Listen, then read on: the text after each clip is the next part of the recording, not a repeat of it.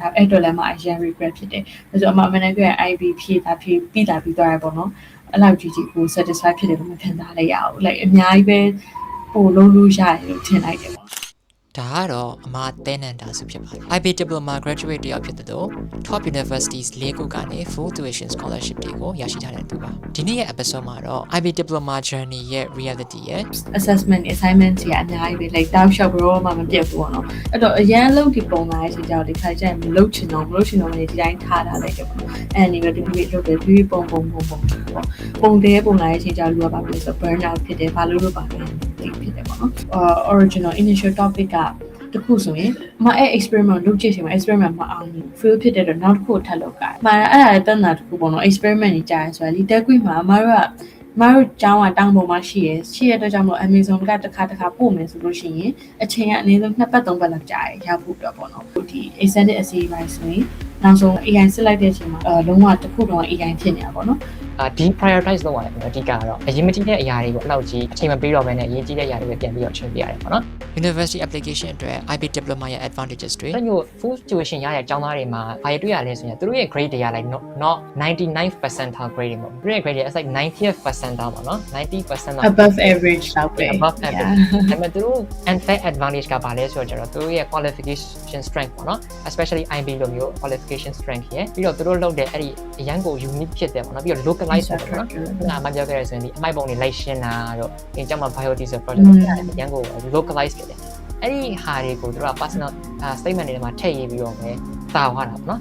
ဒါတွေကို discuss လုပ်တော့မှဖြစ်တဲ့အတွက် IGCSE ကျောင်းသားတွေအတွက်အများကြီးအသုံးဝင်မယ်လို့မျှော်လင့်ပါတယ်အဲ့တော့ without further ado kick back relax and enjoy the show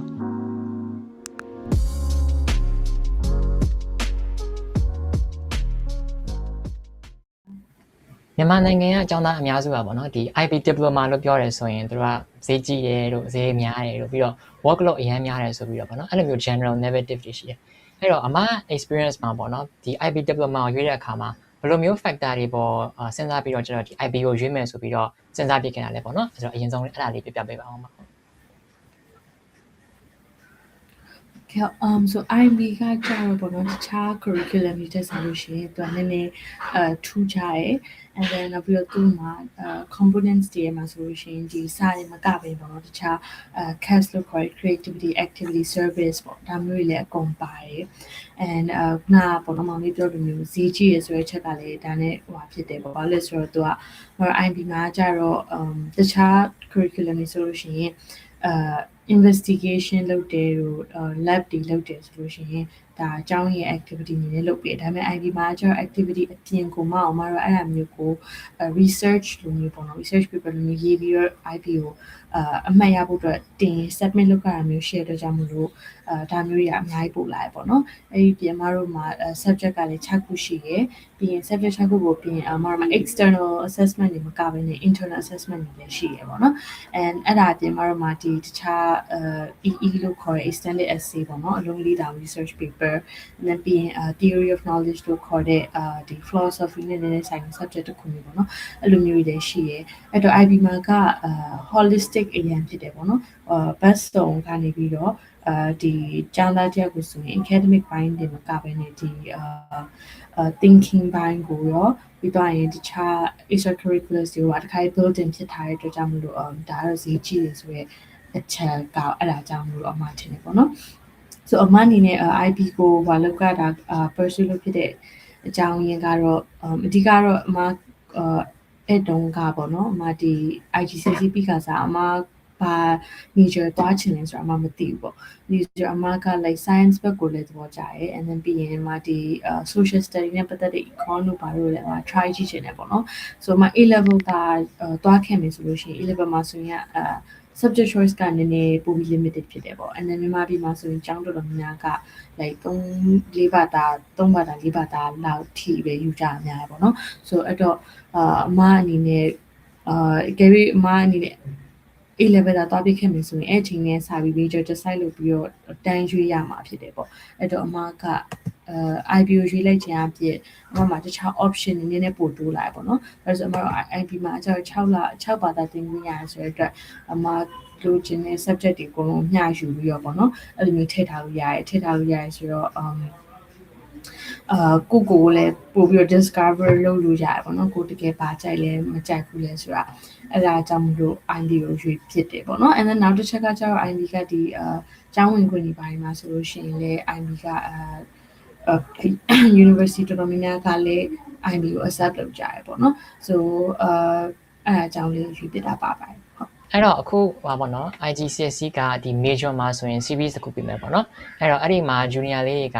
ဒီ A level versus IB ဆိုတဲ့ option တွေရှိတယ်ပေါ့နော်အဲ့တော့ A level သို့မဟုတ် IB ရွေးမယ်ဆိုတဲ့အခါမှာသူတို့အဓိကစဉ်းစားရမယ့် factor တွေဆိုရင်ရောပေါ့နော်အမအနေနဲ့ဘယ်လိုမျိုး factor တွေရှိမလဲပြီးတော့သူတို့ဘယ်လိုဟာတွေကိုအဓိကစဉ်းစားပြီးတော့ပေါ့နော်ဒီ IB ကိုရွေးမယ်ဆိုရင်ဆုံးဖြတ်တယ်လည်းဆိုပြီးတော့အမအနေနဲ့အကြံပေးချင်တယ်ပေါ့ဟုတ်ကဲ့ Okay ဟုတ် so IB ကမြန်မာနိုင်ငံမှာတော့အလောက်ကြီး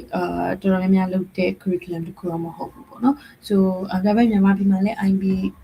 တင်တဲ့ကျောင်းကောင်းကြီးရှိပါတယ်ဥပမာ YS2 SKT လို့ဆိုလို့ရှိရင်ကောင်းပါတယ် and so စဉ်းစားမယ့် factor ရောအများကြီးရှိရဲ့အဲ့ဒီမှာရေးကြည့်ရတဲ့ခုကတော့ကိုက workload ကိုကြိုက်တဲ့သူလားကြိုက်တယ်ဆိုတော့သူမှမကြိုက်ဘူးပေါ့နော် but like workload ကိုခံနိုင်တဲ့သူလားဟုတ်လားမဟုတ်လားပေါ့နော်အဲ့ဒါမျိုးအရင်ဆုံး assess လုပ်တဲ့ because IB မှာကျတော့အမတို့ဒီစာမွေးဖြေလိုက်တာလည်းပဲမပြီးတော့ပေါ့အမတို့မှာ submission တွေရှိရယ် deadline တွေညှိအောင်လုပ်ရတယ်ပြီးရင်အဲ့ဒါမှမဟုတ်ဘဲ activities တွေမှာလည်းကိုလုပ်ချင်မှလုပ်လိုက်တဲ့အရာမျိုးမဟုတ်ဘဲနဲ့မဖြစ်မနေပေါ့နော် mandatory ထည့်ထားတဲ့အရာဖြစ်တဲ့အတွက်အမတို့လုပ်ကိုလုပ်ရတယ် so အဲ့တော့ကိုကဒါမျိုး balance လုပ်နိုင်တဲ့သူလား workload ကို manage လုပ်နိုင်တဲ့သူဟုတ်လားမဟုတ်လားဆိုတာကိုအရင်ဆုံးပြန်ပြီးစဉ်းစားတင်တယ် and then နောက်တစ်ခါကျတော့ဟိုပါပေါ့နော်money back ကိုလည်းကိုပြန်ပြီးစဉ်းစားရမယ်ပေါ့နော်ကိုအတွက်ဘာလို့လဲဆို A level ဆိုရင်မတို့ home school လုပ်လိုက်တာမျိုးနဲ့လည်းရတယ်ဒါမှမဟုတ်ကျောင်းကြီးမှာဘာသာလိုက်ယူပြီးတက်လို့ရတယ်ဒါပေမဲ့ IB ကကျတော့မတို့home school လုပ်လို့ရတဲ့အားမျိုးမဟုတ်ဘူးပေါ့နော် so ဘာလို့လဲဆိုတော့မတို့ကျောင်းကိုယ်တိုင် register လုပ်ပြီးတော့အဲ့လိုမျိုးဖြေရတယ် and then ပြီးရင်တခြား submission တွေအများကြီးရှိတဲ့အတွက်ကြောင့်မလို့ international school တွေပေါ့အဲ့လိုမျိုးဟာဒီမှာပဲလုပ်လို့ရတယ်ပေါ့နော် register ဖြစ်ထားမှလုပ်လို့ရတယ် so အတွက်ပတ်စံလေးပိုကုန်တယ်ပေါ့အဲ့တော့ဒါအိမ်လေးလည်းပြင်ပြီးတော့တိုင်းနေတင်တယ်ပေါ့နော်လူတင်တာမလုပ်တင်ဘူးလားဆိုတာ and then နောက်တစ်ခုကတော့ကိုဘယ်နိုင်ငံသွားချင်လဲပေါ့နော်အဲ့ပေါ်လည်းမူတည်ပြီးကွာသွားသေးတယ်ဥပမာအမ UK ဆိုလို့ရှိရင်သူက A level ဘူးသဘောကျတယ် so နောက်တချို့Asia ကတချို့နိုင်ငံတွေဆိုလို့ရှိရင်လည်းသူက A level ဘူးသဘောကျတဲ့နိုင်ငံတွေရှိရပေါ့နော်ဥပမာ US ဆိုလို့ရှိရင်ကျတော့ AB တို့ဘာလို့ပို့ပြီးတော့ဦးစားပေးတယ်ပေါ့ so တနိုင်ငံနဲ့တနိုင်ငံအဲ့လိုမျိုးကွာရပေါ့ဒါပေမဲ့တချို့နိုင်ငံတွေကျတော့သူက IB ကိုပို့ပြီးသဘောကျတယ်ဘာလို့ဆို IB မှာ research တွေပါပြီးသားဆိုတော့လေတချို့ college တွေဆိုလို့ရှိရင်အဲ့လိုမျိုးIB ကိုကလောက်ထားတယ် grade လည်းကောင်းတယ်ဆိုလို့ရှိရင် credit ပေးတာမျိုးလည်းရှိရပေါ့နော်ဆိုဒါမျိုးဆိုရင်ကိုကunit တဲ့တက်တန်းမှာလျှော့သွားတယ်ပေါ့နော်ဆိုတော့အဲ့လိုမျိုးရှိရတော့ကိုကဘယ်နိုင်ငံသွားချင်တာလဲပြီးရင်ကိုယ့်ရဲ့ major နဲ့လည်းဆိုင်ပြန်အောင်ဆိုမှ medicine လို့ဘာလို့တောင်းမယ်ဆိုလို့ရှိရင်တော့ဒါကတော့ IB တက်တာအပ်ပြီပေါ့နော်နောက်ပြီး engineering တို့ဘာလို့ဆိုလို့ရှိရင်လည်း IB တက်တာပါပြီဒါမှမဟုတ်business တို့ဘာလို့ဆိုမျိုးဆိုရင်ကြတော့မှာ foundation နဲ့လည်းပါလို့ရတဲ့ဟာမျိုးပေါ့နော်အဲ့လိုဟာမျိုးဆိုလို့ရှိရင်တော့အကျိုး subject တွေဆိုလို့ရှိရင်တော့ like အဲ့လိုမျိုးအရင် heavy သင်ကြမလို့ subject တွေရှိရပေါ့ major ရှိရပေါ့နော်အဲ့ဒါမျိုးဆိုရင်ကြတော့ IB နည်းနည်းကြီးတက်မဲ့ကိုကသွားပြီးတော့အရန်ဒုက္ခအများဆိုင်အများကြီးလို့စိတ်ပင်နဲ့ဆိုအဲ့လိုမျိုးလည်းရှိရပေါ့ဆိုတက်တိုင်းလည်းမကောင်းကွာအဓိကကိုတက်လုပ်ချင်တဲ့ major နဲ့ကိုမှရှိတဲ့ resource တွေနဲ့ပြန်ပြီးတော့ညှိပြီးတော့စဉ်းစားတဲ့ပေါ့နော်ခုနကတော့အမပြောသွားတဲ့အထက်မှာပေါ့နော်ဒီ IB မှာဟို social science နဲ့ပတ်သက်တဲ့ economics ဆိုဘာသာရပ်သင်ရတယ်ပေါ့နော်အဲ့တော့for example IGCSE မှာကျွန်တော်တို့လူမျိုးဆိုရင် like pure science ပေါ့နော် science ဘာသာရပ်တွေအဓိကသင်လာတယ်ပြီးတော့ mathematics and English ပေါ့နော်အဲ့လို background ကလာတဲ့လူတွေဆိုရင်ရောဒီ IB မှာsocial science ကို mandatory ယူရတဲ့အခါမှာအမအနေနဲ့ရောlike သူ့ရဲ့ workload ကိုလိုက်ပြီးတော့ catch up လုပ်နိုင်မယ်လို့ထင်တာပေါ့so အမတုန်းကကျတော့အမ IGCSE ကလေ econ ယူခဲ့ပေါ့နော်ယူခဲ့တော့ကြတော့ဒါတော့အမနဲ့ကန်ကောင်းသွားရပေါ့နော် so အရင်တော့ခက်ချက်လို့ဆရာမရှိဘူးဒါပေမဲ့အမတငယ်ချင်းတော်တော်များများကြတော့လေသူကIB မတိုင်ရင်သူတို့မှာ MYB ဆိုတာရှိရ for example like O level နဲ့ A level ရှိတယ်မျိုးသူတို့မှာလည်း MYB နဲ့ IB ဆိုပြီးရှိရပေါ့နော် so MYB ကကျတော့သူတို့အတွက် IGCSE လို့ပဲဒါပေမဲ့သူတို့ MYB program ကကျတော့ curriculum ကတော်တော်လေး weak ဖြစ်တယ် weak ဖြစ်တဲ့အတွက်ကြောင့်မလို့သူတို့ like တော်တော်များမတင်ရအောင်ကွာ so အဲ့လိုမျိုးဆိုရင်သူတို့မှာ econ လို့ပါဆိုသူတို့အရင်တော့လုံးဝမတင်ရအောင်မတင်ဘူးပဲနဲ့ပေါ့နော်ဒါပေမဲ့သူတို့ IB ကျမှ like လုပ်ကြတယ်ဒါပေမဲ့တ လိုက်လို့ရပေမဲ့သူတို့တော်တော်လေးလိုက်နိုင်ကြရပေါ့နော်လိုက်နိုင်ကြရဆိုတာဒီမတို့ဒီecon for example economic ထားပါ economics ဆိုလို့ရှိရင်basic ကနေပြီးတော့ IB ပြန်ပြီးသင်ပေးရပေါ့နော် so economics မှမဟုတ်ဘူးတခြား subject တွေမှာ maths ဆိုပါဆိုရင်သူက basic ကနေပြီးတော့ပါတယ်တော့ကြောင့်မလို့လိုက်တော့လိုက်နိုင်တယ်ဒါပေမဲ့ကဲကိုကကြိုပြီးတော့pre knowledge လိုမျိုးရှိလို့ရှိရင်တော့ပိုကောင်းတာပါစားသိလို့ဆရာမလို့ပဲနေတခြား submission တွေပါကိုပိုပြီးတော့အားထည့်လို့ရပါပေါ့နော်ဒါပေမဲ့အဲ့လိုမဟုတ်ဘဲနဲ့quad cam လောက်ထားဆိုလို့ရှိရင်လည်းရပါတယ် like ကိုเจ้าမှ learn လုပ်လို့ရတယ်ပေါ့နော် so အဲ့ဒါကတော့အဲ့လောက်ကြီးပြဿနာတော့မရှိဘူးနောက်တစ်ခု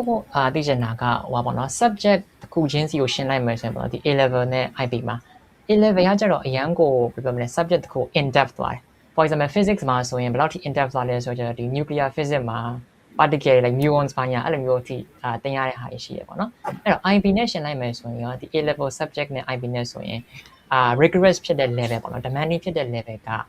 တူတူလောက်ပဲဖြစ်လာပေါ့နော်အဲ့ဒါလေးသိချင်တယ်That's a good question actually. So မလေးဒါလေး TikTok မှာပေါ့နော်ခဏခဏတွေ့ရလိုမျိုးဟာလေ because IBM နိုင်ပြရင် IB ကျောင်းတိုင်းနေတယ်ပဲကျောင်းတိုင်းတစ်ချိန်လုံး file လုပ်နေငါဟာပုတ်ခတ်တယ်နေဟာပုတ်ခတ်တယ်ဆိုပြီးတော့ပေါ့နော် so IB က workload ပုံများတယ်ဒါပေမဲ့အမအနေနဲ့ပေါ့နော်neutral point of view ပြောရမယ်ဆိုရင် subject rigor ကိုကြည့်မယ်ဆို E level ကတော့ပို့ပြီးတော့ detail ပို့သွားရလို့မှာထင်တယ်ပေါ့နော်အဲဆိုအမ A level IB မှာလည်း physics မှာဆိုရင်တော့muon တို့ဒီquarks တွေပါအရင်တော့ပါတယ်ကွာဒါပေမဲ့ဒီနောက်ပိုင်းမှာဒီ IB ကလုံးဝအဲ့အပိုင်းတစ်ခုလုံးပေါ့နော် detail ကိုလုံးဝဖြတ်လိုက်တယ် like တချို့တော်တော်များလည်းအဲ့လိုမျိုးပဲ like မရင်းတော့ဆိုရင် capacitor ဘာတွေပါတယ်ဒါပေမဲ့နောက်ပိုင်းမှာ IB ကဖြတ်လိုက်တယ်ပေါ့နော်ဘာလို့လဲမသိဘူး so cost တွေကတဖြည်းဖြည်းနည်းနည်းပြီးတော့ less detail ဖြစ်လာတယ်တွေ့ရတယ်ပေါ့နော်ဆို IB မှာဆိုလို့ရှိရင် so အဲ့တော့နောက်ပြီး maths တို့ပါဆိုလို့ရှိရင်လည်းအဲ့လိုမျိုးပဲပေါ့နော်အမတို့ IB နဲ့ 11နဲ့ရှင်းမယ်ဆိုရင်အမ detail တော့တခြားမသိဘူးမြင်အမIB maths ကတော့ rigor အရာတော့နေတယ်ဒါပေမဲ့ဟိုပါပေါ့ workload ရဆိုတော့အမတို့တခြားsubmit research paper တွေမှာဘာသာရဲ့အတိုင်းမှာ research paper လိုမျိုးရေးရတဲ့အတွက် workload တော့ပုံများတယ်ဒါပေမဲ့ဘာသာရဲ့ကို detail သွားတာမသွားတာကျတော့တချို့ဒါတော့ subject လိုက်လဲကွာရင်ကောင်းမှာပေါ့လေအမှားရွယ် subject တွေမဟုတ်ပဲလေ so I think A level ကတော့တချို့ဘာသာရေးပို့ပြီးတော့ခက်မယ်လို့ထင်ပါတယ်နောက်တစ်ခုကတော့ဒီ IB ကိုဘယ်နေရာမှာတက်မလဲဆိုတော့ဟာနဲ့ပတ်သက်တဲ့မိကွန်းပေါ့နော်ဆိုတော့အမားကတော့ဒီ IB ကို India မှာတက်ခဲ့တယ်ပေါ့နော်အဲ့တော့ IB ကိုတက်ဖို့အတွက်မြန်မာနိုင်ငံမှာတက်လို့ရတယ်ပြီးတော့တခြား Asia နိုင်ငံတွေမှာဆိုရင် like Taiwan နဲ့ Hong Kong အဲ့လိုမျိုး option တွေရှိရပေါ့နော်ဆိုတော့အမအနေနဲ့ဘာလို့ဒီ India က international school ကိုရွေးချယ်ခဲ့ရလဲဆိုတာလေးပြပြပေးပါဦး Okay so India ကိုမှရွေးချယ်ပြခဲ့တာတော့ဒီကမှတက်တာ scholarship ပေါ့နော်scholarship အမရဲ့ခုလက်ရှိတက်နေကြအောင်မှာကိုscholarship ပေါ့နော်နှစ်စာအတွက်ပြီးရတော့မှရွေးချယ်ပြခဲ့ရပါ so ဒါပေမဲ့ဆက်စချင်းဟိုအိန္ဒိယဆိုတော့ပေါ့နော်တော်တော်များများstereotype တွေI mean there are like a lot of stereotypes around India so အဲ့ဒါကတော့အဒီကပြဿနာပေါ့နော် so အဲ့တော့အမကလည်းတော်တော်ချင်းတော့အဲ့လိုမျိုးပဲထင်ခဲ့ပေါ့နော်ဒါပေမဲ့အမတက်တဲ့ကြောင်ကြတော့ like တောင်ပေါ်မှာရှိရပါတောင်ပေါ်မှာရှိရ and then it's like တောင်ကြီးဘာလို့မျိုး AACC နဲ့ပေါ့နော်ဒီလိုကောင်းတဲ့နေရာလေးပေါ့ so အဲ့တော့အမရောက်ရှင်တော့အမနည်းနည်းဟောဖြစ်ပေမဲ့ဒါမှကြာလာတော့တကယ်ကြောင်တကယ်ကြိုက်ပြီးတော့ပေါ့နော်ပတ်ဝန်းကျင်နဲ့တကယ်ဒီသဘောကျရပေါ့နော် so and နောက်ကတော့အမအနေနဲ့ဒီကြောင်းမတက်ခင်တော့လည်းစုံစမ်းနေပေါ့နော်ဒီ review တွေပါဖတ်တယ်နောက်ပြီးတော့တည့်ရသူတွေစီ Instagram ကပဲဖြစ်ဖြစ် Google ကပဲဖြစ်ဖြစ်ရှာပြီးတော့ပေါ့နော်အဲ့လိုမျိုးကြောင်းဒီကလေးလာကြည့်ချင်မှာကြောင်းတော့ကောင်းနေအဆင်ပြေပေါ့နော်တက်လူဆိုတော့များက good review ပေးရတွေ့ရတဲ့မာတော့ India ကိုရွေးချယ်ပြတာပေါ့နော် so IB နဲ့ပတ်သက်ပြီးတော့နေရာတိုင်းမှာ IB ကြောင်းနေတော့ရှိတယ်ဒါပေမဲ့ IB ကြောင်းနေမှာဆိုရင်ကကျောင်းကြီးအကုန်လုံးကတော့တူတူလောက်ပါပဲဒါပေမဲ့ဒီကတော့ကိုယ့်ဘာကိုပြန်ပြီးတော့ check လုပ်ကြမှာပေါ့နော်ဘယ် location မှာပဲရှိရှိဘယ်နေရာမှာပဲရှိရှိပေါ့ကျောင်းရဲ့ဒီအရင်တော့ကဒီနှစ်တည်းရခဲ့ score တွေပြီးတော့ကျောင်းမှာရှိတဲ့ subject offer လုပ်တဲ့ subject တွေကိုတွားမယ် subject တွေလားကိုတကယ်ကြိုက်တာ subject တွေမျိုးလားဆိုတာပေါ့နော် and then ပြီးတော့extracurriculars တွေကရောဘာ offer လုပ်လဲဒါပြီး university admission which is very important so ဒါအကုန်လုံးတော့တခြား check ပြီးတော့မှသွားစီရှင်ပေါ့နော်ဒီနိုင်ငံကိုကြည့်ပြီးရွေးချယ်ရမျိုးတဲ့အကုန်လုံးကိုရနိုင်တဲ့ opportunities တွေကိုပြန်ပြီး access လုပ်ပြီးတော့ရွေးရတော့ကောင်းပါတယ်ဟုတ် အမအဲ့ဆိုရင်ဒီ IP အကြောင်းကိုရွေးတဲ့အခါမှာကိုယ့်အကူပဲ like independently internet research ပဲလုပ်ခဲ့တာပေါ့နော်ဟို agent တွေပါတယ်မပါဘူးပေါ့ ဟုတ် agent တွေပါရမပါဘူးဒါပေမဲ့အမကရင်ဆုံးရှောက်လိုက်တာက UWC ကိုရှောက်တာပေါ့နော်ဆိုတော့ UWC Mahindra ပေါ့ Mahindra ကိုတော့အမဒီမျိုး 50% ပေါ့နော်သူတို့ဘက်ကအမ nominate လုပ်ပေးမယ်လို့ပြောလိုက်ဒါပေမဲ့50% တော့မှ UWC ကကြောက်နေprice ဖြစ်တယ်ပေါ့နော် CG UWC အကြောင်းနေရတော့လို့ပါဆိုတော့အမကိုအဲ့နဲ့ဒီအဲ့ဒီMyanmar National Committee ပေါ့သူတို့ကတခြားscholarship opportunity ပေါ့နော်ကျောင်းသားတွေအကုန်လုံးနဲ့ share ပေးရပေါ့အဲ့ဒါကအမအခုလက်ရှိတက်တဲ့ Curriculum International School ရဲ့ဒီ SCER scholarship ပေါ့နော်အဲ့နဲ့မှအဲ့အကြောင်းချက်ရှာကြည့်ပြီးတော့သူတို့ဆီကနေတဆင့်ပြရတယ်ပေါ့နော်ဒီအောင်မှာ website တွေပါရနေကြည့်သူတို့ရဲ့ဒီ webinar တွေပါတက်ဒီ admission scholarship ဒီ process တွေအကုန်လုံးကိုတစ်ချက်လုံးကြည့်ပြီးတော့သိခဲ့ရပါတော့ဟုတ် အဲ့တော့အမကဒီ IB ပေါ့နော် IB ဆိုတာ high school ရဲ့ senior year လို့ပြောမှာပေါ့နော် senior year ကိုဒီမြန်မာနိုင်ငံမှာမတက်ဖက်နဲ့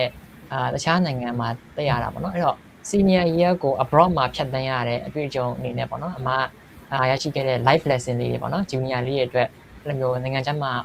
senior year မှာတက်တဲ့ junior လေးတွေအတွက်ဘယ်လိုမျိုး advice လေးတွေ life lesson လေးတွေမျှဝေပေးရှင်လဲ So I mean there are a lot of life lessons obviously and အဓိကအရေးကြီးဆုံးကတော့ boarding ပေါ့နော်။ဒီမှာမြန်မာမှာတော့ boarding တစ်ခါမှမနေဘူးဒါပေမဲ့ဟိုအိန္ဒိယရောက်တဲ့အချိန်မှာ boarding နေရတယ်။ and then နောက်တစ်ခုကကျအမရဲ့ဒီတက်တဲ့ကျောင်းကသူကမြို့တောင်ပေါ်မြို့ဖြစ်တဲ့အတွက်ကြောင့်မလို့အမတို့ဘေးနားမှာဘာမှလည်းလုပ်စရာတိတ်မရှိဘူး။ဆိုဘေးနားမှာအစားတောက်ဆိုင်နေပါနေအဲ့လောက်ပဲရှိတယ်ဆိုအမတို့အပြင်လည်းခဏမထွက်ရဘူးပေါ့နော်။မထွက်ရတော့အဓိကအမကျောင်းမှာရှိတဲ့ကျောင်းမှာရှိတဲ့သူတွေနဲ့ပေါ့နော်တငယ်ချင်းတွေနဲ့အချိန်ကြီးအများကြီး spend လုပ်ဖြစ်တယ်။အမတနေ့ boarding ဆိုတဲ့ကိုယ့် dorm တနေ့ခုနဲ့တစ်ခုသွားတယ်ပြီးတစ်ခန်းနဲ့တစ်ခန်းလျှောက်သွားအဲ့လိုမျိုးပေါ့နော်။အဲ့တော့အရန် close knit ဖြစ်တယ်လို့ပြောမှာ type ဖြစ်တယ်ပေါ့နော်။ so အဲ့လိုမျိုးဟာလေးတခု experience လုပ်ရတော့အမအရင် like appreciate ဖြစ်တယ်ပေါ့နော်အဲ့ဒါလေး so အဲ့တော့ like စားလို့လေတူဘာပဲလုပ်အကုန်တငယ်ချင်းတွေအကုန်တူလုပ်ရတယ်ဆိုသူတို့က like family လိုမျိုးဖြစ်နေတာပေါ့နော် so အဲ့ experience တွေကမှတကယ်သဘောကျတယ် and then ပြီးရင်နောက်တစ်ခုကကြောင့်မြန်မာနိုင်ငံမှာနဲ့မတူတာကြတော့diversity ပေါ့နော် so ဒါကတော့ scholarship essay ရေးလဲ like diversity အကြောင်းရေးရပေါ့နော်ဒါပေမဲ့အမလည်းအတွင်းရှိလိုက်တာပဲ diversity because like every school likes diversity right so but then the experience of your like diversity is like you know တကယ်ရှိရဟာပေါ့နော်ဘာလို့ဆိုတော့တယောက်နဲ့အမြင်မတူဘူးဆိုတာတကယ်မှန်တယ်ပေါ့ဘာလို့ဆိုတော့အမတို့ကမြန်မာနိုင်ငံမှာပဲကြည့်ရပြီးရင်ဒီမြန်မာနိုင်ငံမှာရှိ traditional values ဒီ household တစ်ခုရဲ့ပေါ့နော်လူပုံစံမျိုးတွေကိုမတော်မရှိနေဒါပေမဲ့ဟိုကလူတွေကကြတော့ဒါမျိုးပဲသူတို့တမျိုးမြင်တယ်သူတို့ဘက်ကတစ်ခုဟာဖြစ်တယ်ပေါ့နော်အမဘက်ကတစ်ခုသူတို့ဘက်ကတစ်ခုအဲ့လိုမျိုးဟာမှာဒီခါကျရင် clash ဖြစ်တဲ့ဟာမျိုးလေးရှိတယ်ဒါပေမဲ့အခါကျရင်တော့အဲ့လို adjust လုပ်ကြရတာမျိုးလေးရှိရပေါ့နော်ဒါပေမဲ့လေ like အဓိက perspective မျိုးစုံတွေ့ရတယ်ကွာဒီရောက်ဒီလိုမျိုးဘက်ကချေဆိုဒါပေမဲ့နောက်တစ်ယောက်ကသူ့ရဲ့ background မတူတဲ့အတွက်ကြောင့်မလို့သူကဒါကိုနောက်ထပ်point of view တစ်ခုကနေပြီးတော့ကြည့်နေပေါ့နော်အဲ့လိုမျိုး multiple perspective တွေကိုတကယ် experience လုပ်ကြရမှာ debate တွေပါလုပ်ပြီးဆိုလို့ရှိရင်လည်းအဲ့လိုမျိုးပဲပေါ့နော်သူတို့ပြည့် example ဒီနဲ့ကိုဘက်ကပြည့် example ဒီနဲ့ပြီးသူတို့ဘက်ကစဉ်းစားတဲ့ပုံစံလေးပေါ့နော် so ဘာလို့အမတို့ကျောင်းမှာကဒီ India တွေမှာမဟုတ်ဘူးကွာတခြားဒီအနောက်နိုင်ငံဆိုရင်ဒီ Russia တို့ဘာလို့ဘက်ကဆိုတော့အဲ့လိုမျိုးသူတို့ဘက်ကlive ကိုကြည့်ရပုံစံနဲ့အဲ့လိုမျိုးပေါ့နော် so ဒီကတယောက်နဲ့တယောက်နဲ့ exchange လုပ်တယ်ပြီးလို့ရှိရင်သူတို့ဆရာလည်းကိုပြန်တင်တယ်သူတို့ကလည်းကိုဆရာနေပြီးတခုခုဆိုရင်ကိုမေးတယ်ကြောပြတယ်ပေါ့နော် so အဲ့လိုမျိုး experience လေးရသွားတဲ့တော့တော်တော်လေးဟိုဖြစ်ပါတယ်ပေါ့နော် rewarding ဖြစ်ပါတယ်ဟုတ်အဲ့လိုမျိုး diversity ဖြစ်တဲ့ perspective ကိုလိုက်ပြီးတော့ကျတော့ကို adjust လုပ်ရတော့ကိုယ့်ရဲ့ patience နဲ့ပေါ့နော်ပြီးတော့ adaptive ဖြစ်တဲ့ skill တွေလည်းပို့ပြီးတော့တက်သွားတာပေါ့နော်I think it's kind of important ပေါ့ဆိုတော့အခုခေတ်ကလေးတွေအများစုကပြောတယ် like kind of shelter ဖြစ်တယ်ပေါ့နော် shelter ဖြစ်တော့ကျတော့ they kind of used to doing things their own way သူတို့ကြိုက်တဲ့ပုံစံနဲ့လုပ်တဲ့ဟာကိုပဲ used to ဖြစ်နေတယ်ပေါ့နော်ဆိုတော့ဒီ podcast ကိုနှောက်နေတဲ့ညီမလေးတွေလည်းအဲ့ဒါလေးပြောချင်တယ်ပေါ့နော်အခုကတည်းကစပြီးတော့ဘယ်လိုပဲဖြစ်ပေါ့နော် adaptability ဖြစ်နိုင်အောင်ကြိုပြီးတော့လေ့ကျင့်ထားပေါ့နော်အဲ့ဒါဆိုရင်နောက်ပိုင်းမှာအရန်ကို like အသုံးဝင်နေပေါ့နော်ကိုပြန်ပြီးတော့အကျိုးပြုမဲ့ skill တစ်ခုဖြစ်လာမယ်ပေါ့နော်နောက်တစ်ခုရတော့ပေါ့နော်IB curriculum ကို adaptation နဲ့ပတ်သက်တဲ့ဟာပေါ့နော်ဆိုတော့ခုနကတော့ economics နဲ့ပြောခဲ့တယ်အခုကတော့ဒီ IGCSE ဆိုတဲ့ qualification ပဲပေါ့နော် overall အမ edX ရော IGCSE တက်ခဲ့တာနော် ဆိုတော့ Edexon IGCSE ကနေဒီ IB ကို transition လုပ်မယ်ဆိုရင်ပေါ့နော်အမနေတော့အမတော့ကဘယ်လိုမျိုး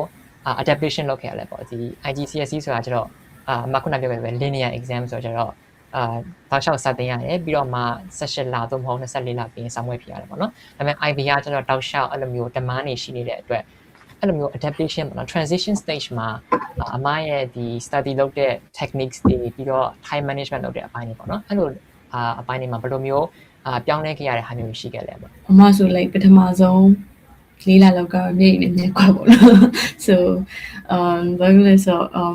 မ US subject တွေမှာဆိုရင် like physics ပေါ့နော်မတို့ customer physics ပေါ့ so physics ဆိုလို့ရှိရင်တော်တော် adapt လုပ်ရတဲ့ subject ဘာလို့လဲဆို ING နဲ့ IB နဲ့ကတော်တော်လေးကွာရပေါ့နော် physics မှာဆိုရင်မတို့ဒီ IB တော့ဆိုလို့ရှိရင် sorry IGCSE တော့ဆိုရင် physics က like လွယ်တယ်ကွာ like ဘာမှမဟုတ်ဘဲနဲ့ formula လေးရေးလိုက်တာနဲ့ formula booklet ထဲ formula လေးချလိုက်တာနဲ့တမက်လောက်ပေးရကွာ right so အဲ့လိုမျိုးရှိရဲ and then ပြီးတော့multiple choice တွေပါလည်းမရှိဘူးအချိန်ကလည်း AC ရတယ်အမှတ်180တာပြောတကယ်တော့လွယ်တယ်ပေါ့နော်အဲ့လောက်ကြီး demanding ဖြစ်တဲ့ဟာမျိုးမဟုတ်ဘူးဒါပေမဲ့ IB မှာကျတော့ဘာဖြစ်သွားလဲဆိုတော့problem solving ကပို့ပြီးတော့ခက်လာတယ်ပို့ပြီးခက်လာပြီးရင်တော့အမတို့တင်တာတဲ့အတွက်ကိုအများကြီး detail ပြန်သွားရပေါ့နော်ဥပမာအမတခြား subject တွေ for example econ ဆိုရင်လည်း detail တော့သွားရပို့တော့မြင့်သွားတယ်ဒါပေမဲ့ like ပို့မြင့်သွားတာက like ပို့မြင့်သွားတာရဲ့ like IB မှာတင်ရတဲ့တစ်ဝက်လောက်က IGCSE ရောစာရယ် so အဲ့ဒါအလောက်ကြီးပြဿနာမရှိဘူးဒါပေမဲ့ IB မှာကျတော့ like တင်ရတဲ့စာရယ်မှာ like 90% လောက်ကလုံးဝအသစ်တွေပေါ့နော်လုံးဝအသစ်တွေဖြစ်တဲ့အတွက်ကြောင့်မလို့အဲ့ဒါကတော့တော်တော်လေးဒုက္ခရောက်တယ် and then နောက်တစ်ခုက question format ပေါ့အမကပြောလို့ပဲ IGCSE မှာတော့ကျတော့ multiple choice တွေပါတယ်လည်းမရှိဘူးဒါပေမဲ့ IB မှာကျတော့ more paper က3ခုလောက်ရှိတယ် and then ပထမဆုံး paper ကျတော့ multiple choice ကအပုတ်ဘယ်နှခုလဲမသိဘူး40လားမသိဘူးပေါ့နော်40ကိုအမတို့မှာအချိန်ကဘယ်လောက်ပဲရလဲဆိုရင်တနာရီလားမသိဘူးအဲ့လောက်ပဲရရပေါ့နော်ဆိုအချိန်တနာရီမှာပုတ်40ပြီးတော့တပုတ်ခုချင်းစီကလည်းလွယ်လွယ်ကူကူနဲ့ဖြေလိုက်လို့ရရတဲ့ဟာမဟုတ်ဘူး2မှတ်တန်3မှတ်တန်လောက်တစ်ခါလေကြာရင်အရှိကြီးတွေ့ရတဲ့အပုံမျိုးပေါ့နော်အဲ့လိုမျိုးခါလေးကိုအချိန်ကလည်းတနာရီကြော်ပေါ့အဲ့လောက်ပဲရရဖြစ်တဲ့အတွက်အဲ့ဒါကအမဆိုဆက်စချင်းဟွာတော့ထောင်မဖြေတော့ဆိုရင်ပေါ့နော်အမှတ်ဒီ like တော်တော်ဆိုရပေါ့နော်အမရရဟာဆိုအဲ့တော့ဆိုလုံးဝ depression ကလည်း direct subject ကို drop ပြတော့မှလားဆိုပြီးပေါ့နော်အဲ့တော့မှဆရာမကြီးနဲ့ပြန်ပြီး consult လုပ်ပြီးလို့ရှိရင်ဒီ online နေပြီးတော့ YouTube တွေတခြားကြည့်အဲ့လိုမျိုးlike website တွေ marketing တွေပါပေါ့ IB ရဲ့ဒီ revision village တို့ပါပေါ့နော်ဒီလိုမျိုး high end resources တွေအကုန်ပြန်ရှာအဲ့လိုလုံးမှနောက်ပိုင်းမှာနည်းနည်းကိုယ့်ရဲ့အမှတ်ကတဖြည်းဖြည်းချင်းတော့နော် consistent ဖြစ်ဖြစ်နဲ့သွားမှနောက်ဆုံး grade ကပေါ့နော်တဖြည်းဖြည်းနဲ့ပို့ပြီးတော့ကောင်းလာတယ်ပေါ့နော်ဆိုပထမ semester တော့တော်ဆိုရပေါ့နော် it was hell and yeah so IB physics ကတော့တော်တော်လေး adapt လုပ်ကြရဲဒါပေမဲ့တချို့ subject ဒီကကြ for example maths ဆိုလို့ရှိရင်မတို့ IG ကလေ IG further pure maths ယူထားလို့ရှိရင်IB မှာမတို့ like IB မှာကျတော့maths ကို၄မျိုးရှိရပေါ့နော် like မတို့ AI နဲ့ AA ဆိုပြီးရှိရ AI ကကျတော့သူကဒီ statistic တွေပါပဲသွားရ AA ကကျတော့ဒီ calculus တွေပါ engineering ဘက်ပို့သွားရပေါ့နော်ဆိုတော့အမှ AI ကိုမှအမှ2မျိုးSLHL AA မှာ SLHL ပေါ့ SL က real standard level HL ကကျတော့လည်းပိုပြီး heavy ဖြစ်တယ်ပေါ့နော် higher level ပေါ့ဆိုအမှဆိုရင်အမှဆို AHL ယူလိုက်တော့ AHL ဆိုရင် further pure maths ယူထားတဲ့ကြောင့် AHL ကလွယ်သွားရပေါ့နော်ဆိုမှငါပြောလို့ပဲသူတို့ MYB ကဒါကြီးကလေးတွေကကျတော့ maths လေးနည်းနည်းသူတို့မှမတင်ခဲ့ရဘူးပေါ့နော်တချို့ foundation maths တွေဆိုရင်အဲ့တော့သူတို့တွေဆိုလို့ရှိရင်ပထမဆုံးနှစ်ကိုနည်းနည်းလေးဒုက္ခရောက်တယ်ပေါ့နော်အဲ့လို adjust လုပ်ကြရဒါပေမဲ့IGCSE ကနေလာတဲ့လူတွေကကြတော့ဒီ further pure maths တို့A maths တို့ UK ကလေးဆိုလို့ရှိရင် first year ကလည်း adapt လုပ်ကြအရင်လွယ်တယ်ဆိုတော့ IB ရဲ့ဒီ foundation ကမတို့ပါလာပြီးသားဖြစ်တဲ့အတွက်ကြောင့်မို့လေဆိုအရင်လောက်ဆရာမလို့ပထမတစ်နှစ်ဆို AACC ရပါတော့ဒါပေမဲ့ပထမနှစ်မှာတေချာမလို့ပြန်တော့လေဒုတိယနှစ်ကျရင်ဒုက္ခရောက်တယ်ဆိုအဓိကတော့အရင်တော့ intense တော့မဖြစ်ဘူးပေါ့နော် maths ကတော့အဆင်ပြေတယ် and then တခြား subject တွေဆိုရင်တော့ bio လဲလွယ်ပါတယ် bio ကအဲ့လောက်ကြီးမခက်ဘူးပေါ့ဒါပေမဲ့အမကလည်းအဲ့ဒါက standard level ယူရတဲ့အတွက်ကြောင့်မလို့အမ bio human bio လည်းယူခဲ့တဲ့အတွက် human bio ကတော်တော်များများ IB မှာပြန်ပါတယ်ဆိုတော့အမအဲ့လောက်ကြီးစာလုပ်ဆရာမလို့ပေါ့နော်ဒါပေမဲ့ higher level ယူရကလေးရကြတော့စားလို့ရတယ်ပေါ့နော် high level ကကျတော့ content heavy ရင်ဖြစ်တာပေါ့ bio ကြတော့လေ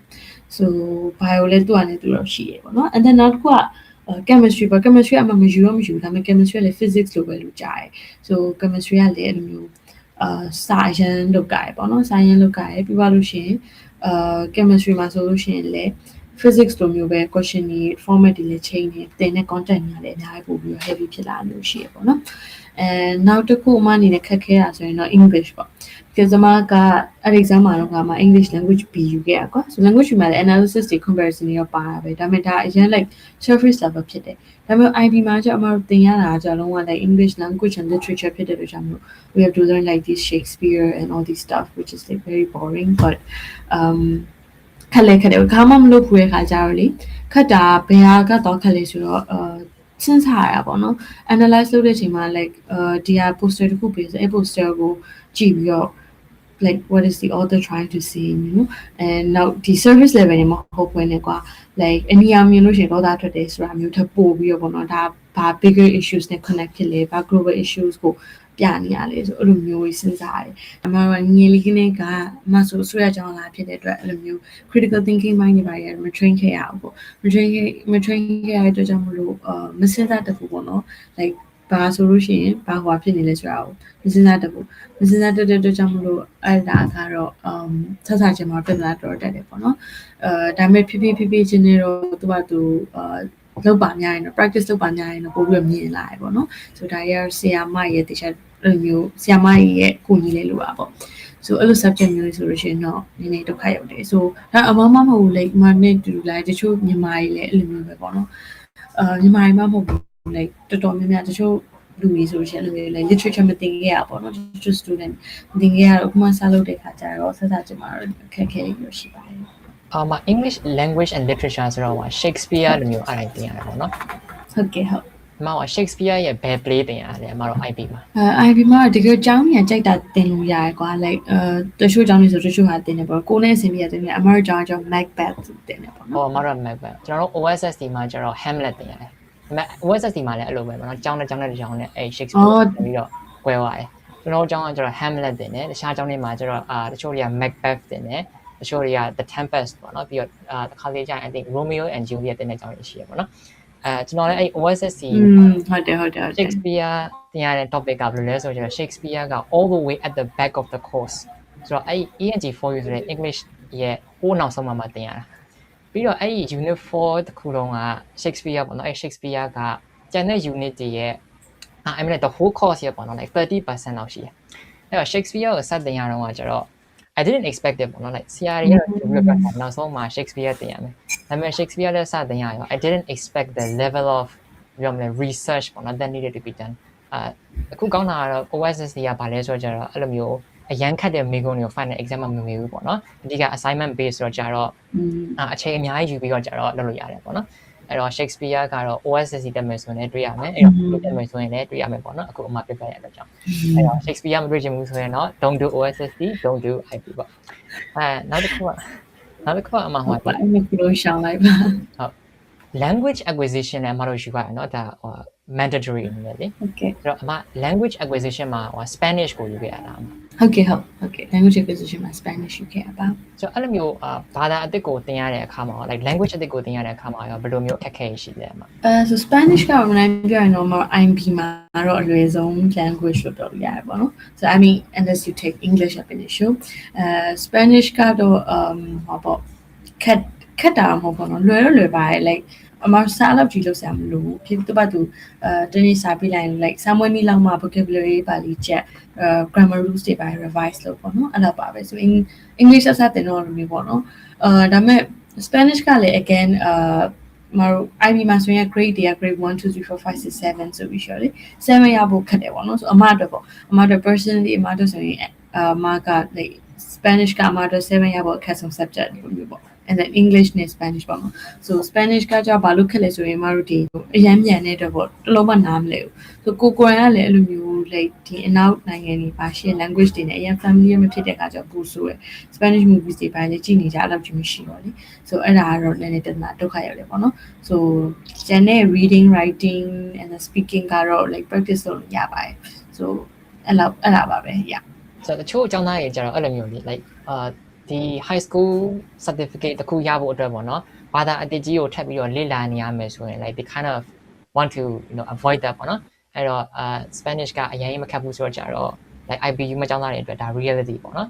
ကိုတော့ရင်ရပါတယ်ဆိုတော့ IB ကိုယူဖို့ဒါ reason တစ်ခုထပ်တိုးလာတာပေါ့နောက်တစ်ခုကဟိုပေါ့နော် physics နဲ့ပတ်သက်လို့လေခုနအမပြောသွားတာ physics ကအမအတွက် IB မှာအခက်ဆုံးဆိုတော့ I thought ဟိုအမရဲ့ LinkedIn ကိုကြည့်ရတာအမ like physics ကို passionate ဖြစ်တယ်ဆိုတော့ physics ကိုအကြိုက်ဆုံးလုပ်ချင်တယ် I was lying. No, I mean,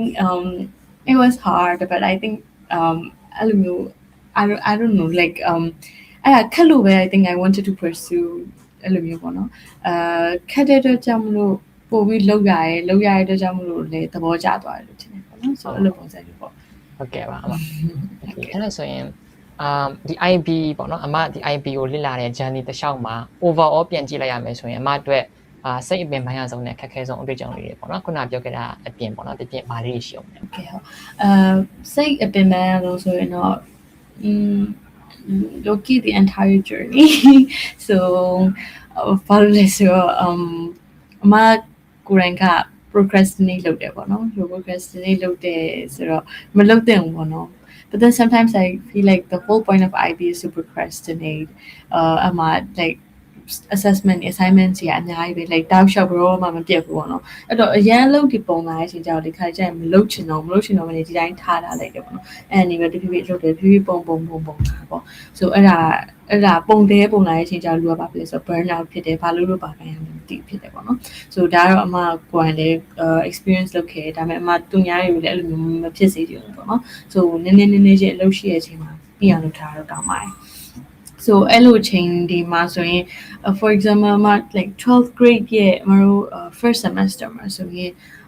အဲ့ချိန်ဆိုရင်တော်တော်လေးစိတ်ပင်မယ်အဲ့မှာဆိုရင်တချို့မှာ submission တွေပေါ့နော် internal assessment တွေ submission တွေလည်းလုပ်ကြရတယ် and then ပြီးရင်အကြောင်းလျှောက်တာလည်းတစ်ဖက်ပြီးရင် extracurriculars တွေလည်းအဲ့ချိန်မှာလုပ်ကြရဆိုအဲ့လိုမျိုးတနေ့ဆိုစုပြုံမျိုးပေါ့နော်ပြီးရင် burn out ဖြစ်ပြီးပါလို့ပါခိုင်းလည်းမသိရဘူးဖြစ်တတ်တယ်ပေါ့နော် so ဒါကတော့စိတ်ပင်မဲ့တဲ့အချိန်တွေပါ and then ကောင်းတဲ့တကယ်ကို rewarding ဖြစ်တယ်လို့ခံစားရတဲ့အချိန်တွေဆိုလို့ရှိရင်တော့အဲ့ဒါဆိုရင် like the entire journey ပါပဲအဓိကတော့ဒီ the bonds that you create along the way ပေါ့နော်ဒီကကိုနဲ့တူကိုယ်တိုင်လုံးညာဟုတ်ပေမဲ့တကယ်အမ boarding ဖြစ်တဲ့ကြောင့်မလို့ကိုနဲ့တူ like knowing that people who are experiencing the same thing as you that just makes like everything feel less heavier ပေါ့နော်အဲ့လိုပုံစံ and now academically ဒါမှ personally develop ဖြစ်လာဆိုရင်တော့ critical thinking လို့ပြောလို့ရတယ်ပေါ့ like philosophy ဘာမှဒီမှာ IB မှာ theory of knowledge လို့မျိုးပေါ့နော် subject တွေဆိုရင်ကို like critical thinking ကောင်းလာအောင်လုပ်ပြီး subject ပေါ့နော်စဉ်းစားတတ်အောင်လုပ်ပြီး subject ဖြစ်တဲ့အတွက်ကိုပို့ပြီးတော့အကြောင်းအရာတစ်ခုဆိုလို့ရှိရင်ဝေဖန်ခွဲစိတ်လာနိုင်တယ်လို့ခံစားရတယ် and ပြီးသွားရင်နောက်တစ်ခါတော့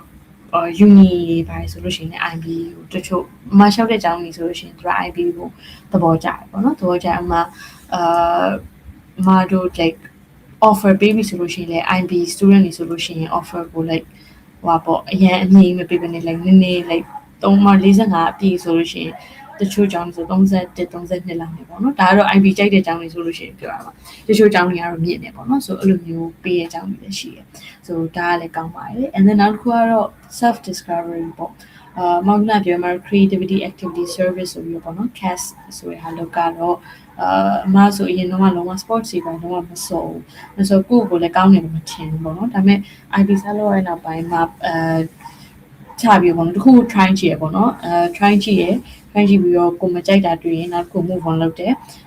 အမဆို hiking ပေါ့ hiking ဆိုအမတော်တော်လေးနောက်ပိုင်းသဘောကျလာတဲ့အရာတစ်ခုပေါ့နော်အမတို့ကတောင်တွေပေါ်မှာညာဖြစ်တဲ့အတွက် hiking လုပ်ဖို့အတွက်တောင်တွေလည်းအများကြီးရှိရပေါ့ဆိုအမဆိုအပတ်တိုင်း hike လုပ်ဖြစ်တယ် and then ပြီးတော့ရင်ကြေးရပေါ့နော်ကို track ကိုအစားတော့လုံးဝမလုပ်ဘူးဒါပေမဲ့ဖြည်းဖြည်းနဲ့ကိုပေါ့နော်ကိုတကယ်ကြီးသဘောကျပါလားဆိုတော့ပြီးလာတယ် and then ပြီးတခြား service အနေနဲ့ဆိုရင်လည်းတခြားဒီ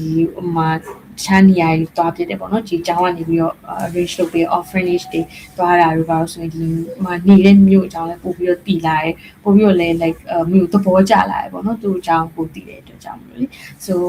yeah so ပို့ပြီးတော့ကောင်းသွားပါတယ်ပေါ့နော် overall ကတော့ကောင်းတဲ့ချက်တွေကတော့ပို့ပြီးတော့ညပါတယ် yeah အဲ့ extra curricular ပေါ့နော် extra curricular ဆိုအဲ့လိုမျိုး orphanage တွေဘာတွေမှာ volunteering လုပ်တာကဒီဟို program မှာ credit ရဖို့အတွက်ကို mandatory လုပ်ရတဲ့ဟာမျိုးလားဒါမှမဟုတ်အကြောင်းကနေတက်လုပ်ခိုင်းတဲ့ဟာမျိုးလား မတော်သူကတော့မတော် like part time လေလို့ရတယ်မျိုး visit လုပ်လို့ရတဲ့ဟာမျိုးတွေပေါ့နော် arrange လုပ်ပေးတာဆိုတော့ဒါပဲမဟုတ်ဘူးပေါ့နော်တခြားဟာတွေဆိုရင်မတော်ဒီမှာ smokeless stove တွေစောက်ပေးရမျိုးရှိရဲနောက်ပြီးတော့ club တွေပေါ့နော် Rotary Interact တို့ပြီး National Honor Society အဲ့လိုမျိုး club တွေလည်း join ပြီးလုပ်လို့ရတယ်ပေါ့နော်ဆိုတော့တခြားတော့ offer ပေးရအများကြီးပဲဒါပေမဲ့ကိုကဘယ် house စိတ်ဝင်စားလဲဥပမာတချို့လူကြအပြင်ဆိုင်ရစိတ်ဝင်စားတယ်အပြင်ဆိုင်ရစိတ်ဝင်စားရင်မတော်ကြောင်မှာ firm လုပ်ရှိရပေါ့နော်အဲ့ firm တော့ဒီ sustainable agriculture workshop တွေပါတက်လို့ရတယ်ဆိုတော့အဓိကကိုစိတ်ဝင်စားနေလို့ထင်တဲ့အရာကိုကိုလုပ်လို့ရတယ်ပေါ့နော်လေလုံးဝသွားရမယ်ဆိုတာမျိုးဆိုတာထက်ကိုစိတ်ဝင်စားမယ်ဆိုတဲ့အရာမျိုးကို try ကြည့်လို့ရတယ်မကြိုင်တာတစ်ခုလို့ပေါ့နော်ဒါပေမဲ့ credit ပေးလားဆိုတော့ yes ပေးရပေါ့နော်ဆိုမှနောက်လည်း CAS program မှာဆိုရင် creativity activity service မှာဆိုရင် creativity check ကို activity check ကိုservice check ကိုဆိုပြီးတော့ပေါ့နော် program တစ်ခုလုံးမှာလုပ်ရတယ်ပေါ့နော်ဆိုအဲ့ချက်ခုပြည့်အောင်လည်းလုပ်ရတယ်ကဲပြည့်ပြီးမှကိုယ်တော့ချင်းလည်းတောက်လို့ရတယ်ပေါ့နော်နောက်တစ်ခုကအမပြောခဲ့တာ like university က IB မှာ31 32 score နဲ့ offer ပေးတယ်လို့ပြောရလားမဟုတ်ကဲ့ဟုတ်31တယ်လေ I think 34ထင်တယ်အဲ့လောက်တော့မနေဘူး30ပေါ့နော်ဆိုtotal က42ရှိရတာမသိဘူး total credit 45လား45 ဆို45မှာ34လောက်ရမှာဒါ minimum entry requirement လို့ပြောလို့ရတာပေါ့နော်ဟုတ်ကဲ့နောက်တစ်ခုကတော့အခုလက်ရှိ IB တက်နေတဲ့ junior လေးတွေပေါ့နော်ဒါမှမဟုတ် IB တက်တော့မဲ့ကျောင်းသားတွေအတွက်ပေါ့နော်IB diploma မှာဟိုပေါ့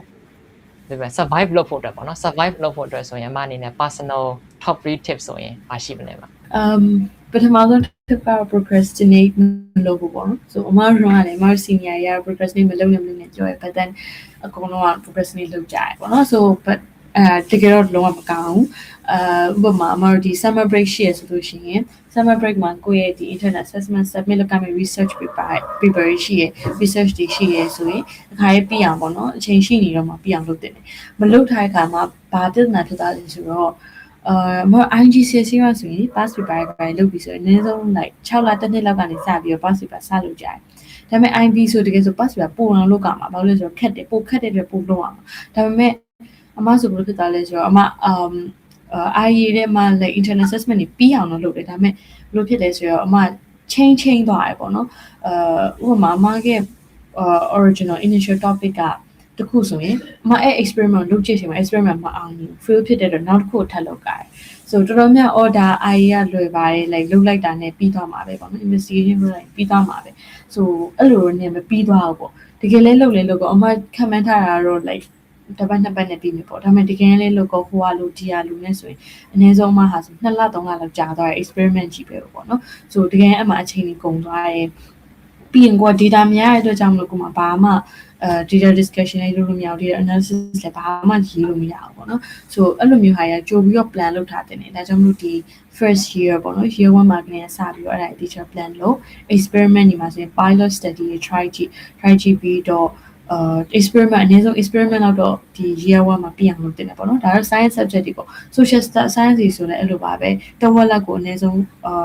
like ကိုဘာလုပ်မယ်ဆိုတာကွာ you should have a clear vision of what you're going to do like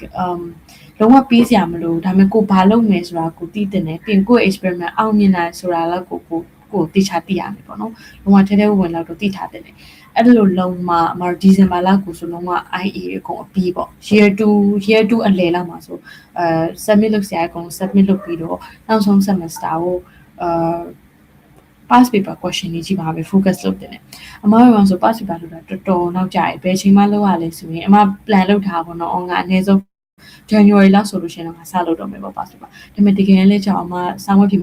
မှာlike April 20ကိုဆိုရင် solve လုပ်တင်တယ်ပြီးတင်တယ်ညာကြီးအများကြီးကြိုပြီးတော့ဆက်စချင်းပေါ့ January လောက်ထဲက January ရောက်ဖို့ပေါ့ဆက်စချင်းနဲ့စောနဲ့စပြီးကြိုပြီးတော့ legend တင်တယ်ပေါ့နော်အဓိကတော့ like ကို legend နဲ့ဆိုတာ pass paper ကတော့ဘာလို့ဖို့လဲဆိုရင်ကိုကမိခုနဲ့ family ရဲ့ဖြစ်အောင်ပေါ့နော်ဘယ်လိုမိခုနေမိတက်တယ်ဆိုတာ family ရဲ့ဖြစ်အောင်အဲ့လိုမျိုးလုပ်တင်တယ်ဆို January လောက်ထဲကတော့စတဲ့ပုံမှာအကြံပေးတယ်ဒါပေမဲ့အမကိုယ်တိုင်ကတော့ March လောက်မှာစခဲ့တာအဲ့တော့လည်းအမအရင် regret ဖြစ်တယ်ဒါဆိုအမ manager ရဲ့ IB ဖြည့်ပြီးသွားရပေါ့နော်အဲ့လောက်ကြီးကို satisfy ဖြစ်တယ်လို့မထင်တာလည်းရအောင် like အများကြီးပဲ ပို့လို့ရတယ်လို့ထင်လိုက်တယ်ပေါ့နော်ဒီ IA ရောမှ short တွက်လိုက်တာပေါ့ဒါပြီးမှာပါဆိုပြီးတော့အဲ့လိုနဲ့ DBA postpone လုပ်လိုက်ရနေပြီးတော့တကယ်လည်းပြီးတော့နောက်ကျသွားတယ်ပေါ့နော် so IA တွေမှမဟုတ်ဘဲနဲ့မတို့မှာ DUKSA လည်းရှိရ EE ဆိုပြီးတော့ဒီ extended essay လည်းရှိသေးတဲ့အတွက်ကြောင့်မလို့ဒါဒီကောင်ကတဖြည်းဖြည်းနဲ့ပုံလာလိမ့်မယ်ပေါ့နော်အဲ့တော့မပုံလာခင်အရင်ဆုံး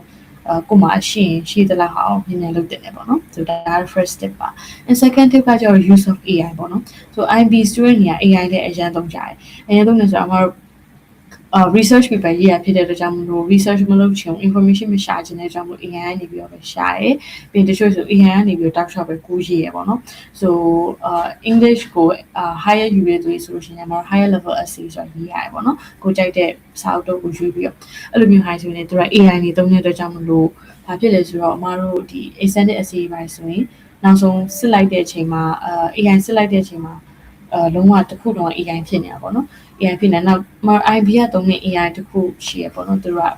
channel တယ်လားမအင်္ဂါမသိဘူးအဲ့ဒါနဲ့စစ်တာပေါ့အဲ့ဒါကြီးကမတို့ student တွေမှာဆိုရင် like ပတ်စံမပေး access မရှိတော့ကိုကတော့မသိဘူးရေးရပဲကိုကတော့ ရိုးတဲ့ AI ဟိုင်းနဲ့ check ပြီးတော့ဟိုမှာစစ်ကြည့်ရောမှာတကယ် AI ကပြနေတယ်ပေါ့နော်အဲ့လိုမျိုးဖြစ်တတ်တယ်အဲ့လိုမျိုးဆိုလို့ရှိရင်တော့မတို့ကို supervisor ရဲ့ disqualify လုပ်လို့ရတယ် disqualify လုပ်တဲ့and then နောက်တစ်ခါလုံးဝတစ်ခုလုံးအစနေပြန်လောက်ကပေါ့နော် process ကြီးတစ်ခုအဲဆိုအချိန်ကလည်း2ဆကုန်တယ်ပြီးတော့စာလုပ်ဖို့လည်းအချိန်ကနည်းသွားတတ်တယ်ပေါ့နော်အဲ့တော့အမှဆိုလို့ရှိရင်လည်းအဲအကြောင်းလို့ AI ကိုဒီကသုံးရတယ်မှကလည်းသုံးတယ်ဒါပေမဲ့ smart ဖြစ်သုံးရမယ်ပေါ့နော်ဘယ်လိုနေရာမှာသုံးရမယ်ပြီးရင် paraphrase လုပ်တာကိုယ့်ရဲ့ own word ကိုပြင်ရေးရတယ်ဒါမျိုးတွေကကိုဘက master ဖြစ်တဲ့ဟာမျိုးပေါ့နော် skills တွေပေါ့နော် so အဲ့ဒါကြီးတစ်ချက်ဖြစ်ရမယ်ပေါ့နော် and then နောက်တစ်ခု TOK ရောပါဆိုလည်းအဲ့လိုမျိုးပဲ essay ရေးတယ်it's very philosophical so ကျောင်းသားတို့များမစဉ်းစားတတ်ကြရင် AI နဲ့ AI ကိုရေးခိုင်းတယ်ပေါ့နော် so ဒါတော့ဆရာမရဲ့ဘက်ကလည်း AI ကိုဘယ်လိုသုံးရမလဲဆိုတာမျိုးသင်ပေးတင်တာလည်းပါတာပေါ့နော် yeah and also to enjoy the journey itself I guess so IB ကတော့ခက်တယ် work လုပ်လည်းညားတယ်ဒါပေမဲ့ကိုက balance ဖြစ်နေသွားတတ်ရမယ်ပေါ့နော်ဒါ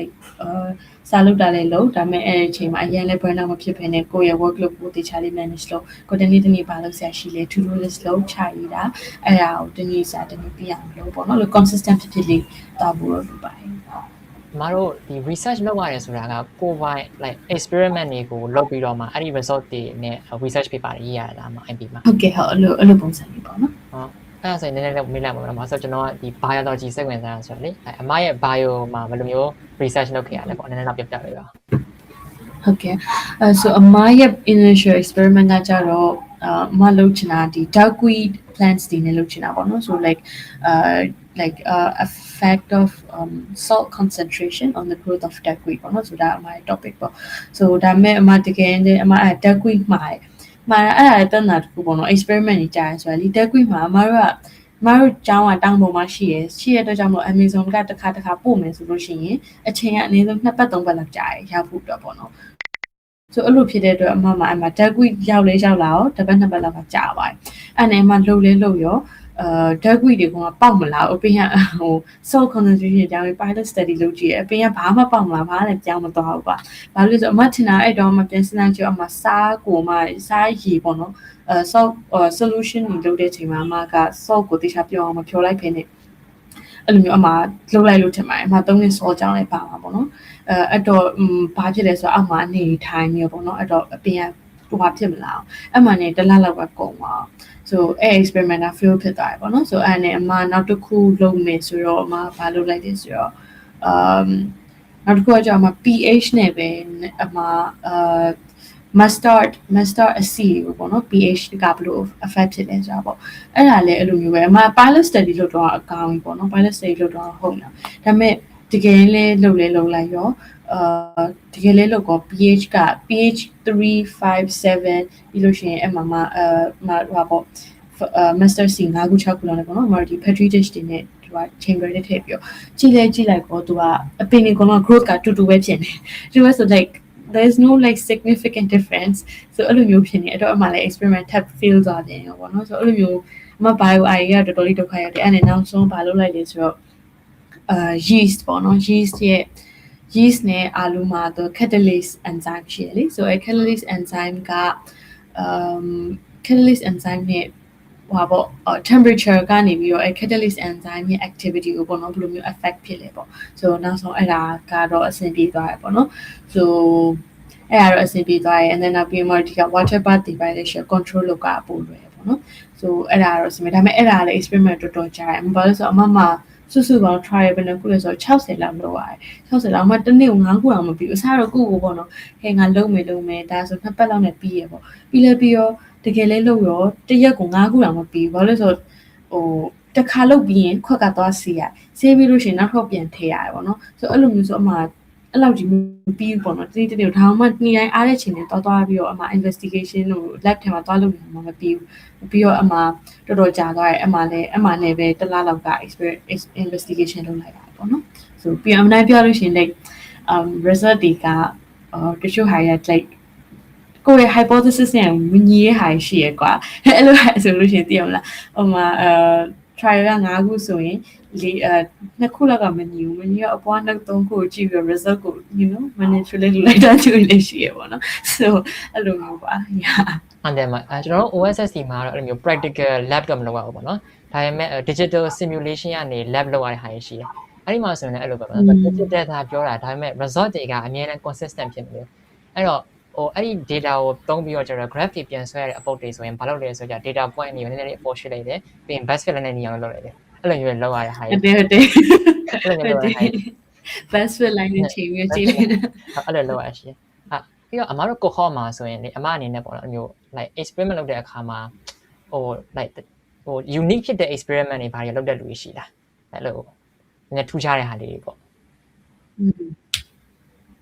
အဲ့လိုမျိုးထူးခြားတဲ့ဟာဆိုရင်တော့တချို့ဟာတွေထူးခြားပါတယ်ဒါပေမဲ့တော်တော်များများတော့မမှတ်မိရမျိုးတော့မရှိဘူးဒါပေမဲ့မှတ်မိတဲ့လောက်တချို့ဟာမှတ်မိရဟာတွေရမယ်ဆိုတချို့လူတွေစပါလို့တယ်ဆိုတော့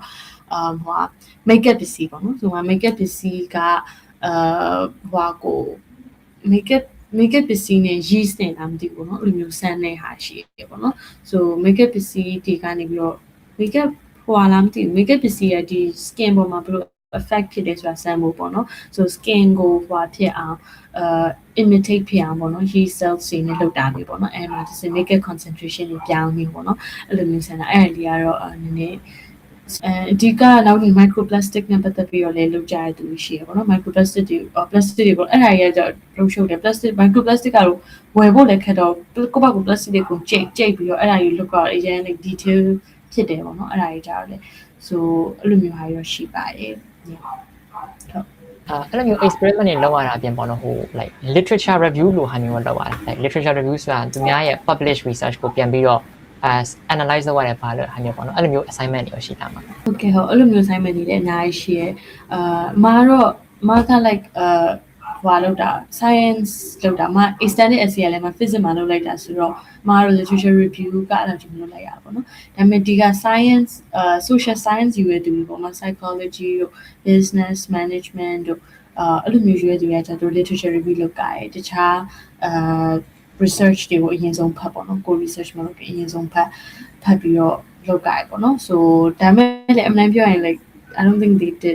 they like actually read 23 page long research paper though so I think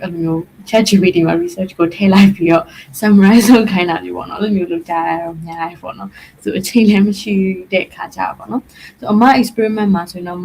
extended essay မှာ physics မှာလုပ်တာဆိုတော့လေအမ extended essay နဲ့topic 2ရဲ့ဟာမျိုးပေါ့နော် topic 2ရဲ့ဟာမျိုးတော့မှရှာပြီးတော့ဖတ်ရမျိုးရှိရပေါ့နော်ဒီကကို2ရဲ့ပိုင်းနဲ့အဲ့လိုမျိုးမလုပ်တာ thermoelectric generation thermoelectric generation so I think optics နဲ့ပတ်သက်ပြီးတော့ပေါ့နော် so အဲ့ဒါမျိုးဖတ်ရတော့ရှိရ journal တွေကနေပြီးတော့ဖတ်ပြီးတော့အမကဘယ်လိုလုပ်ရလဲဆိုတော့အမရဲ့ result နဲ့သူတို့ result နဲ့တူပါရေပေါ့နော်ဆိုပြီးတော့ကိုကဒီ strength of the investigation discuss data analysis မှာပေါ့လိုမျိုး evaluation မှာပြင်ရေးပြရပါပေါ့ဒါကြောင့်မို့ကိုယ် investigation ကောင်းပါတယ်ပေါ့ကိုကဒီ result က align ဖြစ်တယ်တခြားဟာကြီးကလည်းအဲ့လိုမျိုးလုပ်ထားရတဲ့ကိုဟာနဲ့တူတယ်ပေါ့ဆိုအဲ့လိုမျိုးဟာကြီးရှိတယ်တက်တစ်ခုကတော့မှာပေါ့နော် university ကို apply လုပ်ရတဲ့ဟာပေါ့နော်ခုနကတော့လည်းအမပြောသွားတယ်ဒီ IB year 2ရောက်တယ်ဆိုရင် university apply လုပ်ဖို့လည်းပြင်ရတယ်ပေါ့နော်အဲ့တော့ IB year 2မှာခုနပြောခဲ့တဲ့အတိုင်းပဲ exam တွေအတွက်လည်းပြင်ရမယ်ပြီးတော့ကိုယ့်ရဲ့ assignment တွေတော့ assessment တွေကိုလည်းပြီးအောင်လို့ finalize လုပ်ရတယ်ပေါ့နော်ဆိုတော့အဲ့ဒီ university admission cycle ကိုကိုကလောက်ရတဲ့ဟာတွေပေါ့နော် essay ရေးရတယ် research တွေလုပ်ရတယ်ပြီးတော့ကိုယ့်ရဲ့ IB diploma အတွက် credit ရဖို့ assessment တွေကိုလည်း finalize လုပ်ရတယ်ပေါ့နော်ဆိုတော့အဲ့ဒီနှစ်ခုကိုbalance ညအောင်လို့ပေါ့နော်အမအနေနဲ့ဘယ်လိုမျိုးလုပ်ခဲ့လဲ so အဲ့ဒါတော့မောင်နာပြောရဒီ second year ရဲ့ first semester ကတော့ like တော်တော်လေး struggle လုပ်ရတယ်ပေါ့နော်အဲ့ဒါအကုန်လုံးစုပြုံပြီးတော့ဖြစ်တာဆိုတော့လေ so အမှဆိုရင်အမတို့လည်းတစ်ခါတည်းကြာရင် like university interview တွေအမနဲ့မိုးလင်းနေချိန်ပေါ့နော်အချိန်မတူတဲ့ခါကျအဲ့လိုဆိုမှလည်း sorry ထားပြီးတော့ပြန်ပြင်ပေါ့နော် so အဓိကကတော့အမအနေနဲ့adjust လုပ်တာso ကိုယ့် priority as in like ကိုလောလောဆယ်ဘာအရေးကြီးဆုံးလဲဥပမာကိုမှ uni admission လည်းရှိတယ်ပြီးရင်စာမွေးတစ်ခုကလည်းဖြေရမယ်ပေါ့နော်စာမွေးတစ်ခုကလည်းဖြေရမယ် essay တစ်ခုလည်းရေးရမယ် college admission တွေအတွက် essay ရေးရမယ်ပြီး submission တစ်ခုပေါ့ for example like IA draft တစ်ခု submit လုပ်ကမှလည်းရှိပြီအဲ့ဆိုရင်အရင်ဆုံးလည်းပေးထားအရှင်ဖြစ်ပါလေပေါ့နော်အမဆို like စာကျောင်းစစ်ဆောင်မွေးလိုက်ပေါ့မှာအဲ့လောက်ကြီးကြီး like စာမလို့ဖြစ်တော့ဘာလို့ဆိုအမတခြားဟာတွေလုပ်နေရတဲ့အတွက်ကြောင့်မလို့ကျောင်းကဟာစာမွေးဆိုလို့ရှိရင်အဲ့လောက်ကြီးကြီးစာမချက်ဖြစ်တော့ဘူးပေါ့နော်မချက်ဖြစ်ပဲနဲ့အမ essay ရေးမယ်ရေးပြီးတော့လို့ရှိရင်uni တခြားsubmission ကျောင်း submission လုပ်ဆရာရှိတဲ့ဟာတွေပေါ့နော်အဲ့ဒါကိုဥစားပြီးဖြစ်တယ်ဆိုအဓိကအမအနေနဲ့ tip ပေးရမယ်ဆိုလို့ရှိရင်တော့ကိုယ့်အတွက်ဘာအရေးကြီးဆုံးလဲပေါ့နော်ပြီးကိုယ်တက်တိုင်းကဘယ်လိုမျိုးလဲကြိုပြီးတော့ plan တာပေါ့နော်ကိုမှကိုကဒီcollege တကွာဒီနေ့ deadline ဆိုလို့ရှိရင်အဲ့ဒါကိုကိုကအနည်းဆုံး2လ3လလောက်ခန့်ကြိုပြီးတည်ရမယ်တည်ပြီးတော့ကိုအားရဲ့ချိန်တွေနည်းနည်းချောင်းတဲ့ချိန်တွေမှာ SEO ရေးလိုက်ရေးပြီးတော့မှအတော့အနားနီးလို့ရှိရင်ကိုအချိန်နည်းနည်းပို့ပြီးတော့ရမယ်ကွာပြီးအနားနီးတော့မှအဲ့ချိန်ကျမှ IA draft တစ်ခု submit လုပ်ရမယ်ဆိုပြီးတော့အဲ့လိုမျိုးဖြစ်လာရင်လည်းကိုတော့ adjust လုပ်လို့ရတယ်ပေါ့နော်ဆိုအဓိကတော့ကိုယ့်ရဲ့ deadline ကိုတခြားတည်ဖို့လိုတယ်ပြီးရင် deadline တွေအတိုင်းကိုက plan လုပ်တတ်ရတယ်ပေါ့နော်အရင်ဆုံးဘယ်ဟာအရေးကြီးလဲဘယ်ဟာအရှင်လုပ်ကြမလဲဆိုပြီးတော့အဲ့ဒါကိုတစ်ချက်တည်ဖို့လိုတယ်ပေါ့နော်ဆို to do list တွေလုပ်ပြီးတော့plan လုပ်တာမျိုးပေါ့နော်ဆိုအဲ့လိုမျိုးကို encourage လုပ်ပါတယ် ဟုတ်ကဲ့ပါအမဆိုခုနအမပြောရတဲ့ advice ရကျွန်တော်လည်း like relate ဖြစ်တယ်ပေါ့နော်ကျွန်တော် OSST မှာလည်းဟုတ်ကဲ့second semester မှာစပြီးတော့ university application လုပ်ရတာပေါ့နော်အဲ့တော့ second semester ကit's very heavy ပေါ့နော်ဟို medical student တွေကကြတော့3ဘာသာယူပါတယ်ဒါပေမဲ့ကျန်တဲ့ all other majors တွေကကြတော့4 subjects ပေါ့နော်အဲ့ဒါအပြင် second semester မှာဘာသာတွေကကြတော့ first semester ဘာသာတွေထပ်ပုတ်ခက်တယ် for example ခုနကတော့ပြောခဲ့တဲ့ဒီ English တွေဆိုတာလည်းဘာသာတွေပေါ့နော်အဲ့လိုမျိုးအချိန်ရောက်ပြီဆိုရင်ခုနအမပြောခဲ့သလိုပဲပေါ့နော်အကုန်လုံးကိုလိုက်ပြီးတော့လုပ်နေလို့မရတော့ like အရေးကြီးတဲ့ဟာကိုပဲအရင် focus ရတယ်ပေါ့နော်အဲ့တော့for example university တခုအတွက် essay submit လုပ်ရမှာရှိတယ်ပြီးရင်ဟို English စာအတွက်က assignment အကြီးကြီးရမှာရှိတယ်ပေါ့နော်အဲ့ဒီအချိန်ကျရင် like English အတွက်အကုန်လုံးကို like detail လိုက်ပြီးတော့ဖတ်နေဖို့အချိန်မရှိတော့ဘူးပေါ့နော်some kind of techniques တွေ tools တွေ technology တွေသုံးရတာပေါ့နော်အဲ့လိုသုံးပြီးတော့ပဲကိုယ်အတွက်အရေးကြီးတဲ့ဒီ advanced essay ကိုရေးရတာပေါ့first semester မှာအဲ့လိုပါပဲ first semester ကကြတော့သူက workload များတာထက်စာရင်ဗာလဲဆိုတော့ကြတော့ IGCSE ကနေ OSST ပြောင်းလာဆိုတော့ကြတော့ပြီးတော့ like IGCSE exam ပြီးတလအတွင်း OSST ရစတဲ့ရဆိုတော့အဲ့မှာswitch ကအရန်ကိုမြန်နေပေါ့နော်အဲ့ဒီအချိန်မှာလည်းအဲ့လိုပဲလေကိုက IGCSE လိုမျိုးစာတွေကိုအကုန်လုံးပေါ့နော် like ဆရာမပြောသွားတဲ့ detail တွေအကုန်လုံးလိုက်ပြီးတော့မှတ်ချင်တယ်ဒါပေမဲ့ bio ဆိုရင် like for example aerobic respiration မှာဆိုရင် aerobic respiration တစ်ခုလုံးကြီးကိုတစ်ပတ်အတွင်းနဲ့ပြီးဖြတ်သွားတာကွာအဲ့တော့ကိုကဘယ်နေရာမှာတော့ဒီဘယ် module ပုံလိုက်မှတ်နေလို့မရဘူးပေါ့နော် like overall picture ကိုနားလည်အောင်လုပ်ရတယ်ပြီးရင်အဲ့နဲ့သက်ဆိုင်တဲ့ဒီ course ရဲ့like final exam မှာမေးမှဟာတွေကဘာတွေလဲဘယ်လို assignment တွေအရေးကြီးရတယ်ပေါ့နော် like deprioritize လုပ်ရတယ်ပေါ့နော်အဓိကတော့အရင်မကြည့်တဲ့အရာတွေကိုအဲ့လောက်ကြီးအချိန်မပေးတော့ဘဲနဲ့အရေးကြီးတဲ့အရာတွေပဲပြန်ပြီးတော့ချိန်ပေးရတယ်ပေါ့နော်ဆိုတော့OSST တက်မှာပဲဖြစ်ဖြစ်ပေါ့နော်အခုအမိုက်ပြောသွားတယ်ပေါ့ IB တက်မှာပဲဖြစ်ဖြစ်အဲ့ဒီ deprioritization ဆိုတဲ့ပေါ့နော်အရေးမကြီးတဲ့အရာကိုနည်းနည်းလေး level ပြန်ချတဲ့ scale ကlike it's going to be useful ပေါ့နော်အားလေးပြောချင်တယ်ပါဟုတ်ပါတယ်အဲ့ဒါဆိုရင်နောက်တစ်ခုကဟိုဒီအမ university apply လုပ်တာကဒီ IB result မရခင်မှာ apply လုပ်တာမလား IB result မထွက်ခင်ဟုတ်ကဲ့ဟုတ် IB predicted နဲ့ apply လုပ်တာပေါ့နော် IB အဲ့ဒါဆိုရင်မှ SAT တွေဘာတွေရောဖြည့်ခဲ့ပြီလား Yes SAT လေးဖြည့်ခဲ့ဆိုအဲ့တော့ SAT လေးလုပ်နေရမိပါ Yeah so SAT was also hell so SAT လေးဖြည့်ခဲ့ပါတယ်ဟောပေါ့မှာ Yeah မိလာဖြည့်တာပေါ့နော်ဟုတ်ဟို IB ရဲ့ predicted score ကဘယ်လိုမျိုးသွားလဲ like ကျောင်းမှာဖြည့်တဲ့ somewhere ရဲ့ result နဲ့သူက predicted score ထုတ်ပေးရလားဒါမှမဟုတ်ဘယ်လိုမျိုး system လေးလဲ IB predicted ကကျတော့ ဟုတ်ကဲ့အဲ့လိုမျိုးပေါ့နော် IB predicted ကကြတော့အကြောင်းက PSR မြေပွဲတည်ရဲ့ for example မှာ predicted score ဆိုရင် 12th grade ရဲ့ first semester မှာတည်ရတယ်ပေါ့နော်ဒီဆို11th grade မှာဖြေခဲ့တဲ့ semester exam တွေအမှတ်တွေအကုန်လုံး like accumulate လုပ်ပြီးတော့ပေါ့နော်စဉ်းစားရဲပြီး assessment ဒီမှာရတဲ့ grade တွေအဲ့အကုန်လုံးစဉ်းစားပြီးတော့ဆရာမတွေက determine လုပ်ပြီးရပေါ့နော်ဟုတ်ကဲ့ပါအမ okay အဲ့ဒါဆိုရင် university apply လုပ်တဲ့အခါမှာပေါ့နော်နောက်တစ်ခုအရေးကြီးတာကတော့ extracurricular ပေါ့နော်အဲ့တော့တချို့ scholarship တွေမှာသူက extracurricular တွေကိုရေးဖို့အတွက်တက် session တစ်ခုပေးထားပါတော့ for example ဟိုယောက PISC ထင်တယ်အမ PISC ရောက်သွားတယ်နော်ယောက PISC မှာဆိုအမ section တစ်ခုရှိရတယ် community involvement ဆိုပြီးတော့ပြန်ရေးရတဲ့ section ရှိရပါတော့ဆိုအဲ့လိုမျိုးအတွက် extracurricular တွေလုပ်ခဲ့တဲ့နေရာမှာပေါ့နော်အမဘယ်လိုမျိုး extracurricular တွေကိုဒီ university ပါတယ်မှာထည့်ပြီးတော့ mention လုပ်ခဲ့တယ်ပြီးတော့အမ high school journey မှာပေါ့နော်အဲ့လိုမျိုးပြန်ပြီးတော့ရေးခဲ့တဲ့ extracurricular activity တွေဆိုရင်ဘာတွေရှိမလဲအမ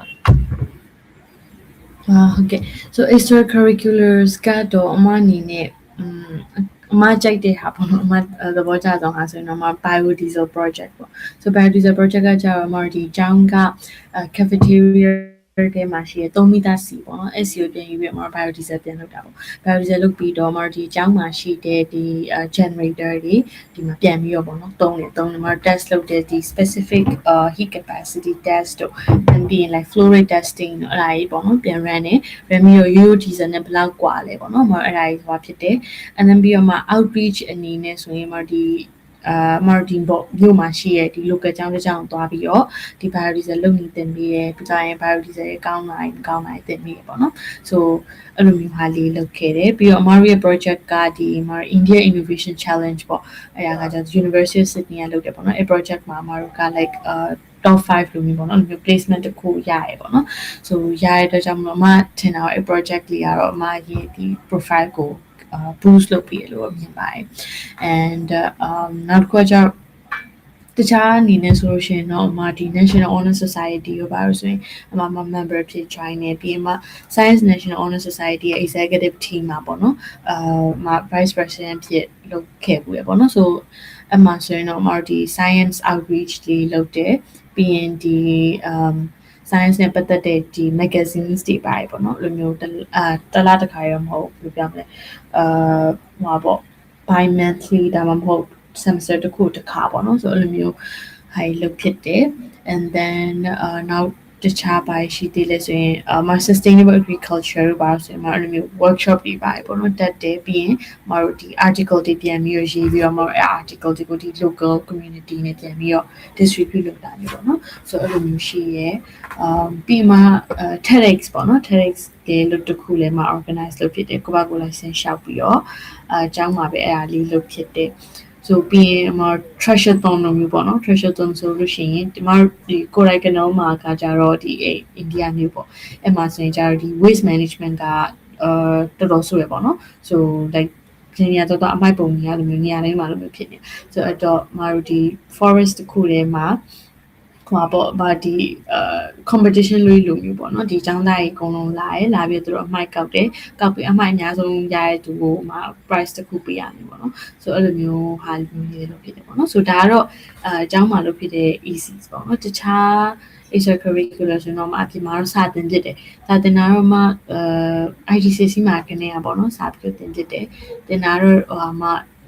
တစ်နှစ်ခွဲလောက်လာမသိအဲ့လောက်တော့သင်လိုက်တယ်အဲ့ပြီးတော့ပေါ့မှ IB ကလည်းဆောင်းမဖြစ်ရမှာနေခဏရှက်လိုက်တယ်ပေါ့နော် so စာသင်တာဒီ the hive ပေါ့ the hive မှာမှ tutor ဖြစ်လုပ်ခဲ့ and ပြီးရင်မှဟိုပေါ့brilliance ကြောက်လာမသိ brilliance ပါပေါ့နော်ဒါလည်း non-profit တခုပဲပေါ့ so brilliance မှာလည်းမှprogram development ပေါ့ဒီက webinar planning ပေါ့နော် webinar planning အဖြစ် webinar planning မှာအဲ့ program development department မှာပေါ့နော် volunteer ခဏလုပ်လိုက်ပြီး and then နောက်တစ်ခုကကျတော့နောက်တစ်ခုကorganize bridge for Burma လာမသိဘူးသူကလည်း IGCSE children platform လို့ပဲအမှ mentor ဖြစ်ပေါ့နော် so အဲ့လိုမျိုးဒီmentor ဟောပေါ့နောက်လာမဲ့ဟို consultation လို့ပေါ့နော်အဲ့ဒါလေးတည်လေလို့ဖြစ်ပါတယ် yeah ဟုတ်ကဲ့ပါအမဆိုအမပြောတဲ့အထက်မှာပေါ့နော်ဟိုဘယ်လိုပြောမလဲunique ဖြစ်တဲ့ extracurricular တွေဆိုရင်တော့အဓိကအကြောင်းမှလုပ်တဲ့extracurricular တွေကပိုပြီးတော့ unique ဖြစ်တာပေါ့နော် for example ဒီ biodiesel project တွေပေါ့နော် အဲ့တော့ like IBO like နိုင်ငံခြားမှာတက်ရတာ I think that is the advantage ထင်တယ်လားဘာလို့ဆိုမြန်မာနိုင်ငံမှာအဲ့လိုမျိုး extracurricular လုပ်ဖို့ဆိုတာက it's very very very extremely rare ပေါ့နော်အခုနောက်ပိုင်းမှာအဲ့လိုမျိုးသွားပြီးတော့ extracurricular လုပ်ဖို့အတွက် activity တွေပြီးတော့ organization တွေကလည်းတိတ်ပြီးတော့မရှိတော့ဘူးပေါ့နော်ဆိုတော့အဲ့လိုမျိုး IBO ဒီပြည်နိုင်ငံမှာတက်ရတာကအဲ့ဒီ extracurricular activity လုပ်ဖို့အတွက် opportunity တွေအများကြီးရပါတယ်ပေါ့နော်ပြီးတော့အဲ့ဒီ extracurricular တွေကတကယ်လည်း I think အရင်အရေးကြီးတယ်ပေါ့နော် especially Western နိုင်ငံရဲ့ university ဆိုရင်အရင် use ဆိုင်တယ်ပေါ့နော်သူတို့ကအဲ့ဒီ extracurricular တွေခုနပြောခဲ့တဲ့ဒီ York University က PISC ဆိုရင်လည်းအဲ့လိုပဲသူတို့ကအဲ့ဒီ extracurricular community involvement လို့ခေါ်တာပေါ့နော်အဲ့ဒီ community involvement အတွက်တီးတန့်ကိုlike section တစ်ခုရှိတယ်ပေါ့နော်သူတို့ရဲ့ scholarship မှာအဲ့တော့ IB diploma ကို like တက်မယ်ဆိုရင် I think going abroad is actually the best option ပေါ့နော်ဘာလို့ဆိုတော့ yes it might be a little bit more expensive ဒါပေမဲ့အဲ့ဒီ extracurricular တွေရတဲ့ experience ရယ်ပြီးတော့အဲ့ဒီ extracurricular တွေကိုသုံးပြီးတော့ကျတော့ scholarship ရှောက်မယ်ဆိုရင်ပြန်ရတဲ့ return ကပေါ့နော် it's actually going to be a lot ပေါ့နော်ကိုပေးရတဲ့ဒီ IB အတွက်တင်နန်းချင်းနဲ့ကိုပြန်ရတဲ့ဒီ university 4 years scholarship တွေကဟုတ်တယ်ပို့ပြီးတော့တန်းတယ်ပေါ့နော်အမဆိုရင် full tuition ကျောင်းဘယ်နှခုလဲမသိဘူးမှာ 4 schools right yeah ဟုတ်တယ်ဟုတ်တယ်အမ York ရတယ်ပြီးတော့ Hong Kong မှာလည်းရတယ်တယ်နော်အမဟုတ် Hong Kong ပြီးတော့NYU Shanghai ပြီးတော့ NYU Shanghai yeah so အဲ့လိုမျိုးပေါ့နော်အဲ့ဒီfull scholarship တွေဆိုတာကit really comes down to qualification ပေါ်အရင်မူတည်ရပေါ့နော်ပြီးတော့ခုနပြောခဲ့တဲ့ extracurricular တွေနဲ့ကိုယ့်ရဲ့ personal statement တွေပေါ်မှာလည်းအရင်မူတည်ရပေါ့နော် it's not just about grades အဲ့တော့အဲ့လိုမျိုး full tuition ရတဲ့ကျောင်းသားတွေမှာကျွန်တော် experience ရပါနော်ဘာတွေတွေ့ရလဲဆိုရင်သူတို့ရဲ့ grade တွေက like not 99th percentile grade မဟုတ်ဘူးသူတို့ရဲ့ grade တွေက it's like 90th percentile ပေါ့နော်90% above average လောက်ပဲ above average ဒါပေမဲ့သူတို့ရဲ့unfair advantage ကပါလဲဆိုတော့ကျတော့သူတို့ရဲ့ qualification strength ပေါ့နော် especially IB လိုမျိုး qualification strength ရယ်ပြီးတော့သူတို့လုပ်တဲ့အဲ့ဒီအရန်ကို unique ဖြစ်တယ်ပေါ့နော်ပြီးတော့ localize တယ်ပေါ့နော်ခုနအမပြောခဲ့ရဆိုရင်ဒီအမိုက်ပုံတွေလိုက်ရှင်းတာတို့အကြောင်းမှာ biodiesel project အရန်ကို localize ဖြစ်တယ်အဲ့ဒီဟာတွေကိုသူတို့က personal statement တွေမှာထည့်ရေးပြီးတော့ပဲတာဝါတာပေါ့နော်ဆိုတော့ဒီ podcast ကိုလုပ်ချင်တာကလည်းအဲ့လုပ်ဖို့စဉ်းစားကြရတယ်ပေါ့နော်အဲ့ဒါလေးကိုကျွန်တော်စဉ်းစားမိတော့လို့ပေါ့နော်like IB diploma တက်မယ်ဆိုရင်တို့တွေက like oh my god it's expensive ဆိုတာနဲ့ရပ်သွားကြတယ်ပေါ့နော်ဒါပေမဲ့တကယ်တမ်း long run မှာကြည့်လိုက်မယ်ဆိုရင် IB diploma ကိုတက်လိုက်တာကအဲ့လိုမျိုး advantages တွေအများကြီးရှိတယ်အဲ့ဒီကနေမှတစ်ဆင့်ပြန်ရတဲ့ scholarship တွေက it's like ဘယ်လိုလဲ I think the profit ပေါ့နော် profit နဲ့တက်မယ်ဆိုတော့ I think it's at least double ကတော့အနည်းဆုံးတော့ရှိမှာပေါ့နော်ဆိုတော့အဲ့ဒါလေး finally mention လုပ်ချင်တာပါOkay အဲ့ဒါဆိုတော့ဒါဒီနေ့ရနောက်ဆုံးမေးခွန်းလေးပေါ့နော်အမရဲ့ university plan လေးနဲ့ပေါ့နော်ဘယ်လိုမျိုးရရတက်မလဲပြီးရင်ဘယ် university ရွေးချယ်ဖို့စဉ်းစားထားလဲပေါ့ဟုတ် Okay လောလောဆယ်ကတော့အမဟာပေါ့ NYU Shanghai တွေပါတော့ reject decline လုပ်လိုက်တယ်ပေါ့နော် decline လုပ်လိုက်နေဆိုတော့living expense ကတော်တော်လေးကြီးကြီးတည် Shanghai ကကြာလေ and ပြီးတော့ York ကိုလည်းoffer decline လုပ်လိုက်တယ်ပေါ့နော် so ဒီက York ကကြတော့ဟာပေါ့ဝေးလေဝေးအိမ်နဲ့လေဝေးအတွက်ပြန်လာဖို့လည်းခက်တယ်ပေါ့နော်ဒါမဲ့လည်းကနေဒါကတည်းကစမ်းကျင်တော့ရန်သွားတဲ့နိုင်ငံတစ်ခုလိုနေတယ်ဘာလို့ဆို PR ရအရင်လွယ်လေဆို PR ရလွယ်အတွက်KB ဟိုပါဒီနေရာဟိုပြခဲ့တော့သွားတယ်ပေါ့နော်အဲနောက်တစ်ခုမှ York ကိုဘာလုပ်လိုက်တာကြောင့်မှ HK နဲ့ရှင်ကြတော့ HK ဘာမှ physics အတွက်ကကြောင့်ပို့ပြီးတော့ကောင်းတယ်ပေါ့နော်ဆိုအဲအကြောင်းမှဟိုHKU တော့နောက်ဆုံးတော့စဉ်းစားထားပါတယ်။ so ဒီ law တွေကမှ physics နဲ့ပဲ apply လုပ်ထားတယ်ပေါ့နော်။ so my profile ကလည်း like physics နဲ့ပဲဟောဖြစ်တော့လေ။likeနောက်တစ်ခုspeaking of extracurriculars နောက်တစ်ခုလုပ်ခဲ့ပေါ့နော်။တကယ်လေးသဘောကျ extracurriculars ကမိနစ်ကတော့ဆိုကျန်ကုန်ပြန်လာအောင်ဒီ summer break ကိုပေါ့နော်။ India မှာပဲနေပြီးတော့ဒီ India ကuniversity တခုမှာပေါ့နော်ဒီPune University မှာသူတို့ရဲ့ physics department မှာပေါ့နော်အမရဲ့ဆရာမကသူကအမလုပ်ဖို့အတွက်ကြောင့်အမ internship လုပ်ပြီးပေါ့နော်ရှားပြီးရပေါ့ဆိုတော့အမ internship ရတဲ့အတွက်အမပဲနေပြီးတော့ပေါ့နော်လုပ်နေခဲ့ပေါ့နော်ဆိုတော့အဲ့ဒါကြောင့်လည်း physics ရွေးပြတာလို့ထင်တယ်ပေါ့အမဆိုရင်တို့ like why လောက်ကြရဲ like particles collider ရောမဟုတ်ပေါ့သူတို့မှာ accelerator ပေါ့နော် accelerator တကယ်မြင်ရရဲand then ပြီးရင်သူတို့ physicist တွေတယောက်ရဲ့ဒီဟာပေါ့ဒီက share လုပ်တဲ့ပုံစံမျိုးပေါ့နော်သူတို့ရဲ့အလုပ်တွေပုံလုံးဒီ PhD scholar တွေပုံလုံးရဲ့အလုပ်တွေကိုတခြားလိုက်ကြည့်ပြီးအဲ့ဒါကို report တင်ပြီးဆိုအဲ့ဒါလေးကလည်းအမအနေနဲ့တကယ်သဘောကျတာပေါ့နော်အဲ့ဒါကိုကြည့်ပြီးတော့ online grant လေး like ဒီမျိုးလုပ်ချင်ပါလားဆိုတော့သိပါပါပေါ့နော် so အကယ်၍ကိုကလည်း circular ရှာချင်နေဆိုလို့ရှိရင်အဲ့လိုမျိုး circular မျိုးလည်းမအားပေးပေါ့လေ research နဲ့ပတ်သက်ပြီးတော့လေအဲ့လိုမျိုးလေးလည်းတစ်ချက်စဉ်းလုပ်ကြည့်တယ်ဒါမျိုးဆိုဒီလို experience မျိုးဆိုရင်အကယ်မြန်မာပြည်မှာမရဘူးနော်မောင်လေးပြောလို့မျိုးပဲ because မြန်မာပြည်ရဲ့ university မှာ like ပေးတော့တယ်ပေါ့ so အဲ့လိုမျိုးပေါ့ဒီ research institute တွေမှာ internship လုပ်တာမျိုးတွေဆိုရင်ဒါတခြားဒီ admission officer တွေကတကယ်သဘောကျရပေါ့နော် share လုပ်တာမျိုးဆိုရင်လေ so အမအနေနဲ့လို့ဆိုရင် physics ပေါ့နော်particularly medical physics ပေါ့မှလို့ချင်တာ so အဲ့ဒါကိုတော့စဉ်းစားထားတယ်ဒါပေမဲ့ again physics က like unemployment ဖြစ်ဆုံးမှာဆိုlike ဒုတိယနေရာလောက်မှာရှိရပါ so အမအဲ့တော့အင်္ဂါလေးပြောတာပေါ့နော် so physics မလုပ်ဘဲနဲ့တခြားနီးစပ်တဲ့ဟာမျိုးပေါ့ like biomedical engineering လိုမျိုးအဲ့လိုဘက်ဆိုလို့ရှိရင်ရောပေါ့ so ဘာလို့ဆို physics ကအမတို့postgrad degree မရှိဘဲနဲ့ဘာမှလုပ်လို့မရ research scientist လုပ်ချင်နေဆိုရင်တော့အနည်းဆုံး postgrad လောက်မှာ and then ပြီး starting salary ကလည်းအရင်နေရကွာမင်းပြောရင် like sustain မဖြစ်ဘူးပေါ့နော်ကြာလို့ရှိရင်လေအဲ့တော့မစင်လာလို့ဆိုရင် physics ပဲရှောက်ထားတယ်ဒါပေမဲ့အကယ်၍ university ကိုတစ်ချက်တိုင်းကြည့်ပြီးတော့အဆင်ပြေရင် biomedical engineering ပဲပေါ့နော်အဲ့လိုပဲပြောင်းလို့ရတယ်ပြောင်းပြီးတော့နောက်ပိုင်း postgrad ကျမှ physics ကိုပြန်ပြီးတော့ physics နဲ့နီးစပ်တာတစ်ခုခုပြန်ပြီး specialize လုပ်တာပေါ့နော်ဆိုအဲ့လိုမျိုးလုပ်လို့စဉ်းစားထားပါတယ်ဟုတ်ကဲ့ပါမmedical physics အကြောင်းပြောလို့လေကျွန်တော်လည်း medical physics ကိုနည်းနည်းလေးစိတ်ဝင်စားတယ်နော်ဒါပေမဲ့ medical physics ကအဓိကဟိုလိုမျိုး like radiation therapy တို့ radiography တို့ပဲများတာမလားဟုတ်တယ်အဲ့ကြောင့်အမပြန်စဉ်းစားလေဘာလို့ဆိုတော့ biomedical engineering လုပ်မယ်ဆိုရင်ကျွန်တော်အမ like microbiology ဘာပါလာမယ်ပြီးလို့ရှိရင်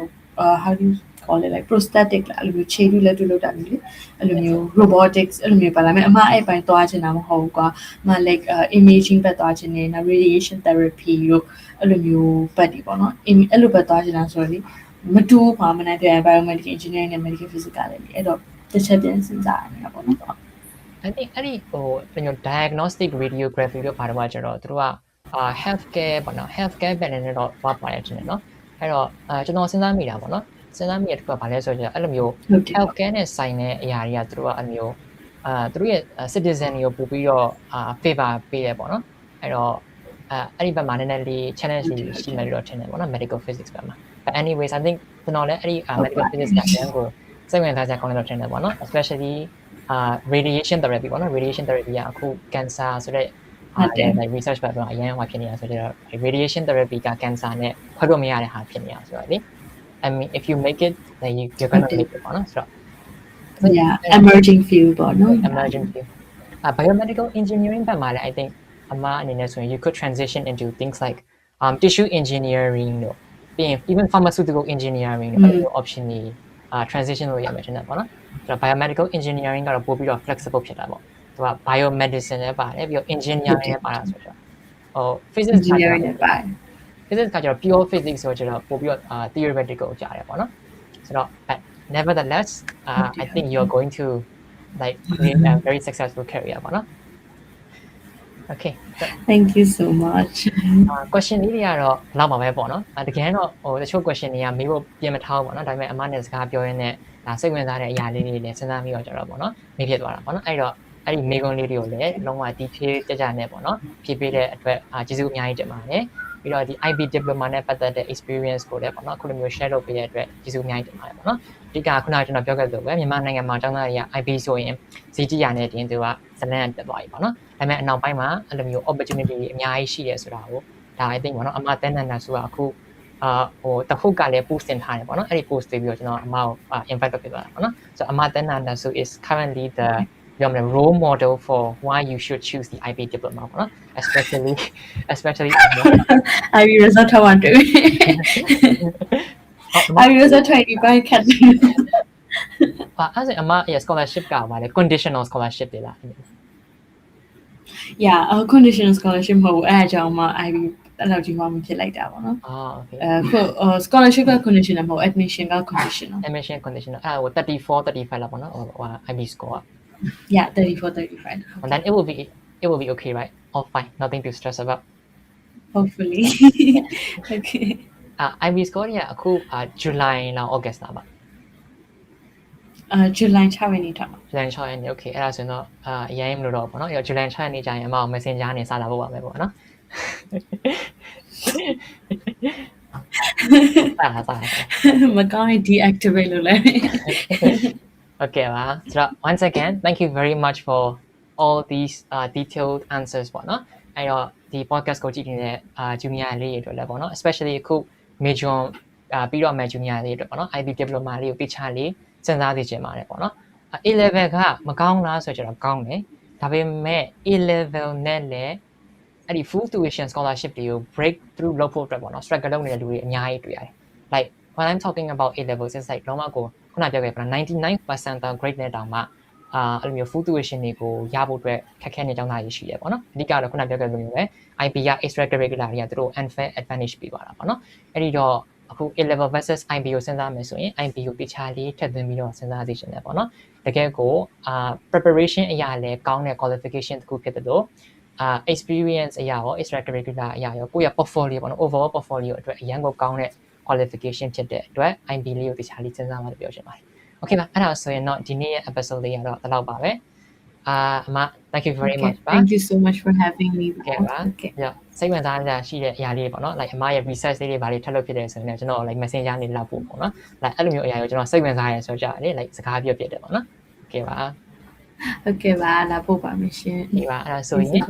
ဒီနေ့ကတော့ပါပဲ thank you very much ပါ and I'll see you guys in the next episode bye bye မှာ Bye bye good night thank you very much ပါအမ